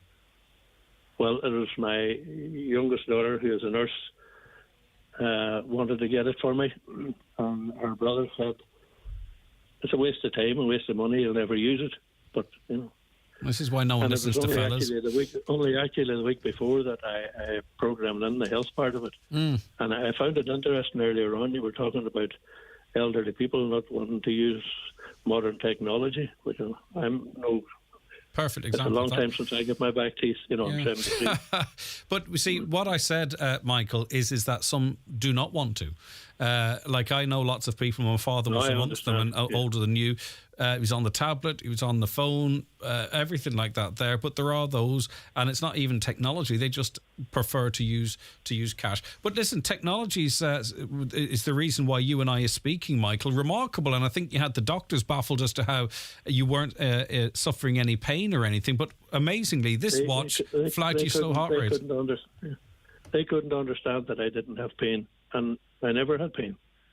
None whatsoever. No pressure, no headaches.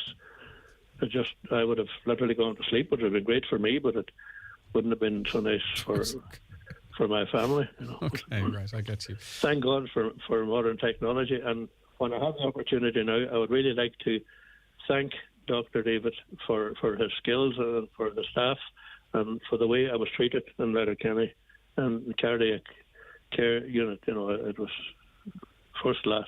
Brilliant. Really, really nice people. You know. Lovely to be able to And see. to all those who have been our local PP and another man that I go to the men's shed, there's a priest there, Father John, and Father Paul Duggan, and my very good friend, Father John Joe Duffy, all of them saying masses and friends and neighbours praying, you know. Another listener says, sorry, I don't want to talk over that because that was an important statement. You do believe prayers move mountains, I think is what you're saying. This listener says, me too. I got a watch 3 years ago. I got a low heart rate, low SpO2, diagnosed bradycardia. I'm not sure if that's a typo, if that's what it's called. They're now on thinners for the rest of their life. It's shocking. And you can get watches now. The Samsung 3 and 4 have ECG monitors in them, blood pressure monitors in them. It's amazing what can be on your wrist. But in your case, as you said right from the get-go, normally it's saved by the bell. This time it was saved by a watch. A remarkable story, Michael. And I'm so pleased that you are... I think your concerns of your health now have switched to frustration at maybe being limited for the next month or two, if I'm reading the situation correctly. Well, you're mad to get going again. Once I get a few weeks over me, I'll be doing a half hour, 20 minutes. You know, I'll be back to normal, please God. Michael, listen, I'm delighted to hear this. Thanks so much for sharing this news. And I'll tell you... You know, you don't. It's not like the old days where you have to charge these watches every half day or something. The battery lasts a good long time, and from a health perspective, you know, this is definitely been a lifesaver, I think, because you weren't displaying the regular signs. You were grand. So delighted with this news, Michael, and thanks so much for sharing it with us. And continued good health to you now. Praise God. Thanks, Greg. Bye, Michael. Thank you. Local Enterprise Week is back, and 2023 is all about finding that spark to inspire you to start, grow, or scale your business. Running from Monday the 6th to Friday the 10th of March, Local Enterprise Week is organised by Local Enterprise Office, Donegal. This year's events will stimulate creative thought, motivate action, and encourage you to be brave in business. Booking is essential. To see the lineup of events and speakers and to book, visit localenterprise.ie/Donegal or call 07491 60735.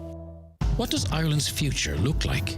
At ESB, we invest over €1 billion every year to ensure it's a future powered by clean, affordable energy. That's €1 billion to fund projects that will move Ireland towards energy independence, harnessing our natural resources to bring clean, renewable electricity into more areas of our lives so that we can enjoy a reliable supply of homegrown energy long into the future. ESB. Invested in Ireland. Find out more at esb.ie. With 231 well underway, are you calling in for a look? Sure, call in for a cup of tea or a coffee and let our sales executives show you the options available in our new Nissan range. With an unbeatable range of vehicles, there's only one garage to visit for your next purchase, and that's iMotors. Visit us in Letterkenny or Malin, or visit imotors.ie. Stop Highland Radio are going to Scotland from Monday the 1st of May to Thursday the 4th of May with the very best of music, and we would love for you to join us. Staying at the 4-star Crown Plaza Hotel in Glasgow, we are bringing with us some of the biggest country stars, including myself, David James, Declan Ernie and Robert Mazzell, to name a few. You will enjoy luxury travel to Glasgow, 3 nights dinner, bed and breakfast with music and entertainment each evening. Join us on the Highland Fling to Glasgow this May for only €575 per person. To book, call Highland Radio today on 074 91 25,000. Early booking is advisable. Single supplement applies.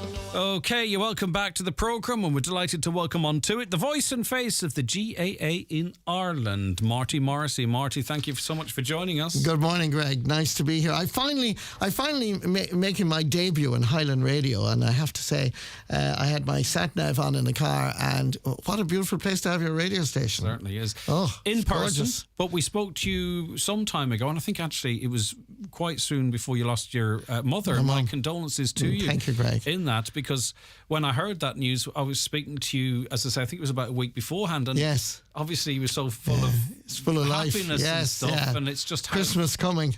It's just how things can change so quickly. Very, very quickly, unfortunately, and heartbreaking and very sad. And it is, I mean, I found last year a little bit difficult. You kind of, you know yourself from doing what you're doing when the red light goes on, you kind of try and perform. But it's waves, isn't it? It is you're waves. Okay at a moment, and then in the next you're in the depth. Yeah, I have to admit now that we're talking about it, I mean, I found November, December a little bit hard because my dad died in 2004 on the 19th of December. And we, as a family, we always love Christmas, like I think. But when you lose both your parents at Christmas time, it's and the jingle jangle and everybody's, you think everybody else is having a great time. But there's I still love Christmas, and I found it a little bit hard. But it was funny. I got a bit of strength after Christmas, and I seem to be in a better place now. Anyway, you know. So that's, and the that's thing a good about thing. loss and bereavement, it affects us all differently, and affects families 100%, differently, and we just have to work our own way through it, don't we? Yeah, and I mean, what I find now is like my home place is on the Wild Atlantic Way. I mean, if you're going from Lahinch in West Clare down to Kilkere down to Kerry, you'll pass my house. You know, we're right on the side of the road. So I remember when my mother was alive, she kept saying, "So many cars and nobody calling." Because all you hear is zoom, zoom, zoom, and they all going down to the car ferry for Killyme or Tarbert. So I would love, I suppose, I think it's a complaint that I think a lot of people have. We need to call into each other a lot more and visit and turn off the TV. I know I work in the bloody business, but it's, you know, you sometimes just switch it off. I think there's a time and a place, and it's not all the time and everywhere either. Yeah. Pubs, for example. Yeah, absolutely. 8 screens. If I go into it for a drink, you know, I mean, obviously there can be a sporting event or what have you, but sometimes you want to switch off from it, don't you? Yeah, and it's great to talk, like we are here, you know, so... but anyway, look, and we are great conversationists. The Irish, it's just a case of making sure we don't lose that, isn't it? But I referenced that conversation the last time I spoke to you for another reason, and I think at that stage this was in the planning stages, because I think we remember talking about the bit of a fun they have with you on Callan's Kicks. Yes, correct. I think you were talking that there's something maybe coming from that, and now here we are. Yeah, well, this was kind of, I suppose, like a little seed that was growing in my head for quite some time. I mean, I never thought about doing it, but like when you have... I remember we opened up a field in my parish a couple of years ago, I suppose 2017 or thereabouts, I'd say, and... we were out, in fairness now, Greg, we were out until 3 a.m. and we were having a great session in the bar, but when I came out, it has no signal. We were talking about phones and everything else. I had no signal. So when I came out, I got about 200 texts saying, "Oh, looking well on the Late Late Show." And I'm here in a small pub in the middle of nowhere in West Clare, and I said, "What And I kept going through all these texts and saying, oh, you're looking sharp, you look different, but you look fine. And it was Mario Rosenstock basically taking the piss out of me on the Late Late Show with Ryan Tubridy. And then Oliver Callan was outside Croke Park with his pink shirt and white teeth and hair all over the place. And instead of saying Marty Morrissey, RT News Croke Park, it was, hi, I'm Marty and I like to party. So then Dancing with the Stars came, and Anna Geary decided to, because we did Kane and we had Jake Carter and Bernard O'Shea and all that gang, Rob Heffernan, and it was great fun. But when we got together, she put up a WhatsApp group called the Marty Party, and the tabloids, the newspapers loved it. So it kind of, and everywhere I went, whether it be to a match in Donegal and Ballybuffet or to a hurling match in Kilkenny, they wouldn't want to talk about hurling or football. They want to talk about, hey, Marty, do a couple of steps. How did that make you feel, though? Because, you know, I mean, you love the sport, right? It's probably your first love. Yes, you know, it would be, yeah. Right? But then, is there a line to walk to retain your credibility or your authenticity in that, but at the same time embrace the sort of that other part of you as well? Do you know what I mean? That would be, and I think maybe because of your popularity and because you've been in the public eye for so long, maybe it's slightly easier for you to do that than it might be for someone 5 years into their career. Yeah, I think so. And I think, I mean, I probably wouldn't have done this 10 years ago, but I think, you know, I mean, sport of the GAA primarily is my first love and first passion. But at the same time, I've also learned, and you mentioned Mom, but I think COVID as well, you also got to embrace life, you know? Sure. And I don't like the idea of being just boxed off in one area and said, well, that's him. As you would be, I'm sure, Greg, being boxed off in your box. So I've always tried to expand, always, and do different things. So it's kind of, do you know what? I'm kind of embracing it and saying, life is short. You never know what's coming around tomorrow. Now, so we go for it. When I heard about the Marty Party, what I imagined, and it would have been good, and you've probably done it in the past and might in the future, whereby it would be sports-centric. You'd maybe have a few characters on, do you know what I mean? Yes. Up on a stage, and, and then there might be some. But you've got this, which, as I say, that in itself would have been fine. This is full party, at least for Donegal anyway. I presume it's actually a Marty Party. There's not going to be any Trey's Description Acts in encroachments here. No, not at all. We're giving it the full whack because I believe in it, and it's also an opportunity for artists to get back in and get you know get it back on the stage, because they can sing and they can dance. We've had I did 2 shows last summer to test the water, because it's been a concept that's in my head, and the only way I can describe it is it's a variety show. An old-fashioned variety show with a 21st century twist. So, you know, we did it in Drogheda and we did it in Wexford, and between the two venues, it got 1,100 people. And I got a great kick out of it, because people hadn't a clue what they were going to, and nor do we have a clue what we were doing. So you put the two together and you have a lethal cocktail. So in Killarney now, in the IVC there a couple of weeks ago, we got close to 700, and in the Royal Theatre Castlebar we had 550. So there is an appetite, I think, for something a little bit different, and this is different. I don't think there's anything like this in Ireland at the moment. Has there been any talk about this being televised, a show? No. Because I'm looking at it here, and with all due respect, right? Okay. Some of the shows that are on RTE currently at the moment, it does feel like, you know, it's RTE interviewing itself. It does seem a replication of guests. And then we're out in the regions here, right? And this is where the point I'm getting to. There's amazing talent all over this country. You're tapping into it here, and you're putting on a proper variety show here. I'm not trying to get you to criticise the Late Late. Don't get me wrong. And then I watched that. If this was televised, yes, but you were also taking talent from Galway and, you know, all the different parts of the world, like, I just feel sometimes it can be hard. Like you're this Honor, isn't it? Honor, yeah. Honor, right? I mean, they're going to be absolutely massive. They are, right? Yeah. And you're kind of getting them first, because you're out and about and you're seeing it, and your team. Do you know? I'd love to see that. Yeah. I'd love to see more of these people backed on the national stage as well, not just in particular one-offs here and there. Do you get where at the point? I'm trying to be constructive. No, you are being very constructive, and I hear what you're saying. I mean, I am from this stock, this culture. I just happen to be down the road 100 miles, and I know I kind of have my finger on the pulse, I hope, in the sense that I'm out there. And I like going to country western. I like the jiving, but I also like dancing a set.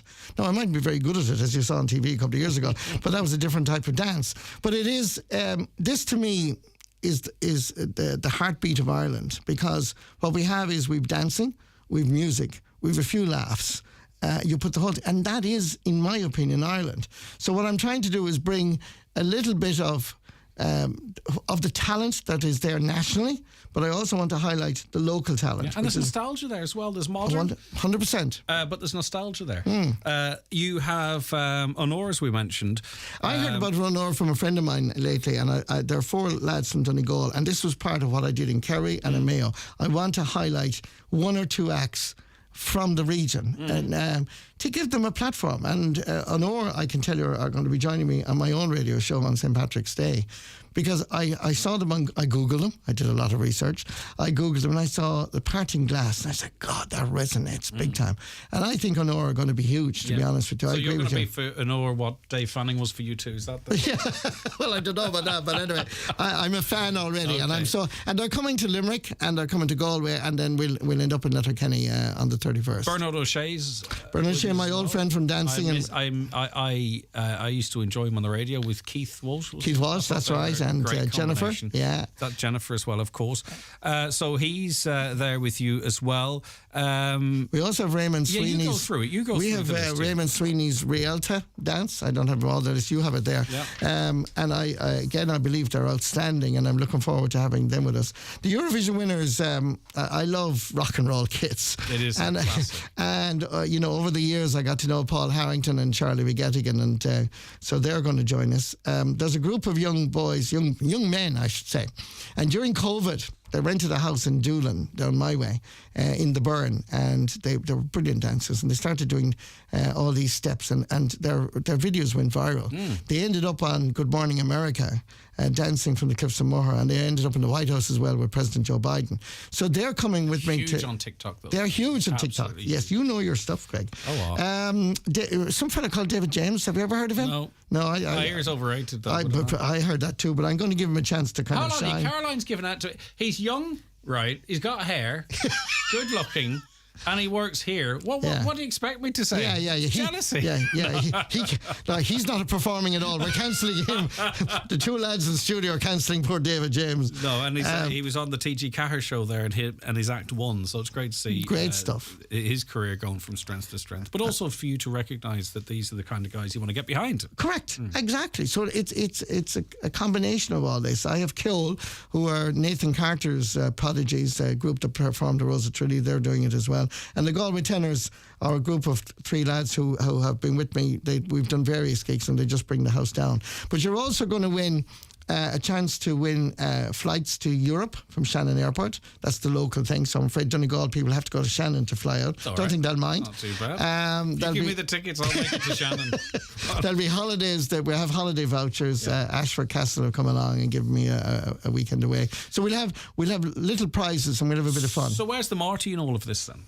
Dead smack in the middle of it all, acting the fool. Yeah. And having and giving out the prizes. Myself and Bernard do a double act. Sorry, Greg. Sorry. And we I introduce everything. We have it's kind of you kind of bounce off each other. But I mean, he does a bit. But it's mainly I like to kind of meet the audience and meet the people and have the crack. And we have a mystery guest, by the way, to win the prize, the flights from Shannon to any European destination. We'll have a mystery guest. So we distort his or her voice during the day or the week before, and then we show it on the night, and we'll give out cards, and then the mystery guest will appear on the stage, and he or she will pick out the winner, and you win your 2 flights from Shannon. Right, this is the show in Donegal for the first time ever. It's in the Clanry Hotel, Letterkenny, the 31st of March. How many of these shows are you doing? Like, do you see this being almost like painting a massive bridge? By the time we get to one end, it's time to start painting the other end. In other words, do you think you'll keep this on the road for the foreseeable? I think so, to be honest, Greg. I mean, it depends on the reaction we got. We got a very good reaction in Kerry and Mayo. I'm only doing 5. The next one is Friday week in University Concert Hall in Limerick. Then on the 25th of March, I'm in Galway with Leisureland, and Sharon Shannon is going to join me there. Lovely. And then the last show is the Clanry Hotel here in Letterkenny.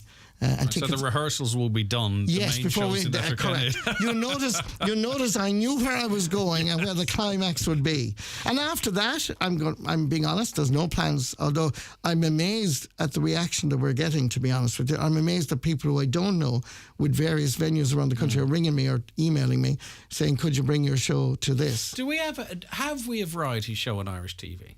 I don't, in the pure sense. In the pure sense, no, I don't think so. We don't feel we have to cut in the issue of the day, or we don't have to have long, protracted, meaningful interviews. I'm on about where people just get up on stage, bang out a bit of entertainment, off you go. Yeah. Throw in a prize here. Not really, no.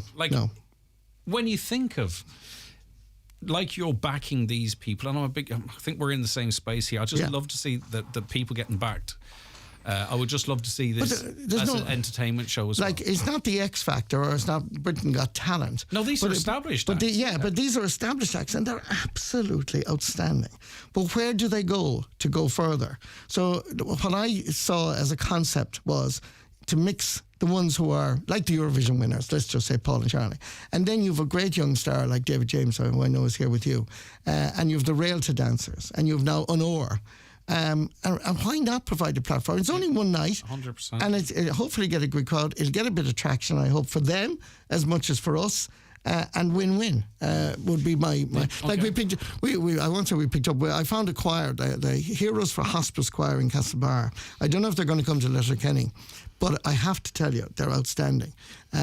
And they never get it, apart from musical theatre. So there's a bit of musical theatre, there's a bit of country western. Shauna McStravick is coming from Tyrone to join us. So there's a bit, when you go to Ed Sheeran, and I love Ed Sheeran, and you get 3 hours of Ed Sheeran, but in this show you'll get 10 minutes of everybody, or 15 minutes, whatever it is, and then they're gone. And I think that is the way, in this, for the moment, I think that's something that could develop and expand. And whether or not we do any more after this, we'll just have to get the reaction of all the various people, including the people in Donegal. Well, I can't see how it can't be a success on you unless you go up stage and completely balls it up. Greg, that is really a possibility, to be honest with you. How could it not be anything other than a success with you anchoring it? And Charlie, will you come, Paul, Greg? I would love to. It's definitely in and my Caroline? wheelhouse.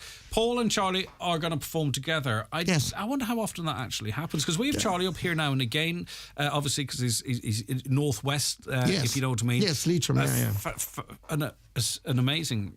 He's a amazing. great fella. Yeah, he is. Just the way he converses and the way he can bring music and into he can it. tell the story. It's just amazing, and be so open about his own situation and everything else. But to hear him and Paul, I would go just for that. Yeah. Well, it's funny. If that makes sense. No, 100% with you. You and I are on the same page. I know we've only just met. I also was at Ed Sheeran as well, by the way. So. I love Ed Sheeran. But anyway. I know, just in case we're... No. I love Ed Sheeran. Yeah. But anyway, it's funny. I have a little clip of they winning the Eurovision in 1994. And when the audience hear it, and they go into the chorus, there's only VT on the screen. They start singing Rock and Roll Kids. And what I love, what they've done in Killarney, what they've done in Castlebar, is Paul and Charlie sing first 2 verses, whatever, and then they stop. And it's just, it's magic to hear the voices of the people in the audience just sing a song that won an international competition for Ireland. And that is 29 years ago. And yet, it still resonates. And in terms of pop songs, there's not many. No, that you could hand over to the audience. No. Irish-generated pop songs. There's the old standards, of course, do you know what I mean? But there's not many pop songs can do that. You can do that with. No, and I mean, it's just... So credit where it's due. It's magic. It's the only VT, I think, that I've ever used in any show, or doing anything, where the audience starts singing, which I do it myself. They start singing to the VT. But when you have the 2 guys who won the Eurovision with you, they're getting a great reaction, and they're enjoying it. All right, this is, there's no doubt about it, this is a variety show with a 21st century twist. And I'm genuinely of the opinion that variety shows, some of the most popular shows in Britain now are variety shows to all intents and purposes. That it's something that it's not a thing of the past because the audience didn't want it. It's because someone decided that society had moved on. Correct. But we haven't actually. No, we haven't. No. And that's a young generation coming through that would also enjoy something like this, because there's something for everyone. It's a buffet of pure and utter talent. And I think, Greg, and thank you for you've got it. You've got the idea, which is not rocket science, but you've got it because you understand it because of what you do. But this is kind of an event for anybody from 12, 13, 14 to 80, and they will enjoy it. And I would like, I suppose my own little ambition is that they come out of the Clanry Hotel on the 31st of March smiling and having enjoyed a couple of hours with us and made it a special night in Letterkenny. All right, listen, I can't imagine tickets going to hang around for too long, to be honest with you. It's the Clanry Hotel, Letterkenny, 31st of March. Tickets available directly from the hotel, clanryhotel.com, and get them now soon, because it's a month away. Yeah. Right. Okay, Marty, thanks so much for calling up. Lovely. And I enjoyed everything's going well for you as well. Thank because you, I Greg. think with the stuff you've went through, because you're so well known, it resonates with lots of people. Yeah. So if you feel good, people will feel good Well, too. you never, when you lose somebody like your mum is your mum is your mum, and we were very close because we were three only children. So I've no brothers, sisters, aunts, or uncles. So we were great pals, and a huge loss. But I think she's with me. I know she would want me to do the Marty Party because we discussed it. She would drive you mad going to music events around the place. She just loved dancing, despite being in her 90s. So I hope she's with us anyway. She'll There's enjoy absolutely it. no doubt about it. Okay, Marty Morrissey, thank you so much indeed, Greg, and thank the you so best of much. luck with what you're doing. Thank you, We wish you and nothing thank you but success. Thank you for having me on your programme. It's I love our it. pleasure. Thank you. Sean, on a work call, realises that his battery is on 1% and makes a dash up the stairs. Sarah, frantically looking for her keys, approaches the top of the stairs in a hurry. As Sean rushes around the blind turn at the top of the stairs, they realise it's too late. This crash resulted in 1 broken phone, 2 broken banisters and 2 very sore heads. If Sean and Sarah were drivers, the result could be infinitely worse. Support National Slow Down Day tomorrow, 7 a.m. to 7 a.m. Brought to you by An Garda Síochána and the Road Safety Authority. What does the green economy mean for your business? How can you unlock your business digital potential? The Department of Enterprise, Trade and Employment is holding a free Building Better Business event on Friday the 3rd of March at the Atlantic Technological University in Letterkenny. The event will highlight the opportunities, the challenges and the government supports that can help you navigate your green business journey and boost your business performance through digital transformation. Come along and build a better business. To register and to find out more, visit enterprise.gov.ie. Shrink your bill at Dunnes Stores with selected beer and cider like Hop House and Bulmers from just €12.62 for an 8-can pack. Stock up on snacks with half-price sharing bags of Tato Occasions crisps, and tackle tough stains with Persil washing capsules 50 top packs, now just €12. Then save at the till with our 10 off 50 grocery vouchers. Dunnes Stores, always better value. Terms and conditions apply. Voucher can be used in next grocery shop of €50 or more. Voucher excludes alcohol. Please drink sensibly. 60 seconds to plumper skin. Almost 9 out of 10 women say they have dehydrated skin. New generation Hydra Essential from Clarins, formulated for 24-hour hydration. It helps skin naturally boost its hyaluronic power. By day, it hydrates and plumps. At night, replenishes moisture levels. Hydrated skin is radiant skin. Visit your local Clarins stockist for a complimentary skincare consultation and Hydra Essential sample while stocks last. Clarins. Highland Radio weather updates with Ireland West Airport. Lanzarote is back. Check out our new summer flights to Lanzarote with Ryanair starting March 28th. Ireland West Airport. Don't just take off, take it easy. All right, nothing goes quicker than the 3 hours sitting in this seat doing this programme. Today, I can't believe the reason I'm saying that. I glanced at the clock and it's 5 to 12. Quite cloudy with just occasional sunny intervals, though it will stay generally dry throughout the day. Highest temperatures of 7 to 9 degrees in light northeasterly breezes. And as I say, that's probably going to persist, that type of weather, for the rest of the week. Ask Marty, can you pay at the door with cash? Well, I can't imagine there'll be a ticket available at that point. I understand what you're saying because it ties into a previous conversation, but as I say, tickets will sell out well in advance of anything being available on the door, I'd imagine, but we'll keep you updated if that situation changes. Greg, can you please mention that the table quiz this month in On Green and Hotel this Thursday, the 2nd of March, is at 9 p.m. It is in aid of parish funds. It's the first one for the parish, so let's make it a good one. Many thanks from Kathleen in Burt. So quiz Thursday, 9 p.m. on Green and Hotel. Re-renewal of driving licences. I've phoned a couple of numbers here as directed, but cannot get an appointment. Can you help? Thank you. 08189 19090. Not getting through in those numbers. Anyone else having problems with those numbers, let us know. I'll come back to that in the morning, by the way, because I don't want to just mention it at the end and not help resolve it with you. Good morning, Greg. Every country had a pandemic preparedness plan. Lockdown wasn't on them. People need to go to jail for this. 1 in 11 die from obesity, yet they were allowed into pubs and restaurants while healthy people with no ID weren't allowed. Okay. I do understand where you're coming from. And I do understand that people were coerced into having an injection, and I understand the anger in that. I'm not... I consume all different types of media on all different types of issues, so I do understand where you're coming from. We support paying cash at the gate at GEA games. Thank you. Yes, indeed. Another, read the opening of this private clinic. Are these practices leading to the privatisation of a health service, something like the States? I don't think so. But at the end of the day, you've got a couple of medical professionals who see there are issues and they can make a living out of it. I don't think it's part of any grand plan. I'm not really genuinely sure what the HSE's or local GP's attitude towards it is. I don't know the answer to that question. We can only invite the guests in and ask them questions. But anything presumably that helps to alleviate pressure on GPs or the health service more generally, is that not a positive thing? Obviously, though, it comes down to that if you have money, you've got better access to health treatment. I'm not a fan of that, to be honest with you. I think we should all be treated equally. I don't think a mum with a sick child who's got a few quid and can go in and get medicine straight away. I'm not 100% comfortable with another mum with a sick child who can't go and get that medicine because they don't have money. I don't know what that makes me. I'm not 100% happy with it, but I mean, the service is there for people who have. So, you know what I mean? I don't think the service shouldn't be there because everyone can't access it. Do you get where I'm coming from? Not explaining myself great, but I just wish we're all equal. In my view, we're all equal and we should all have equal access. But if people want to create something privately and offer a service to those who can avail of it, well, who's it? Certainly not for me to say there's anything wrong with that. All right, that's where we have to leave it on the programme.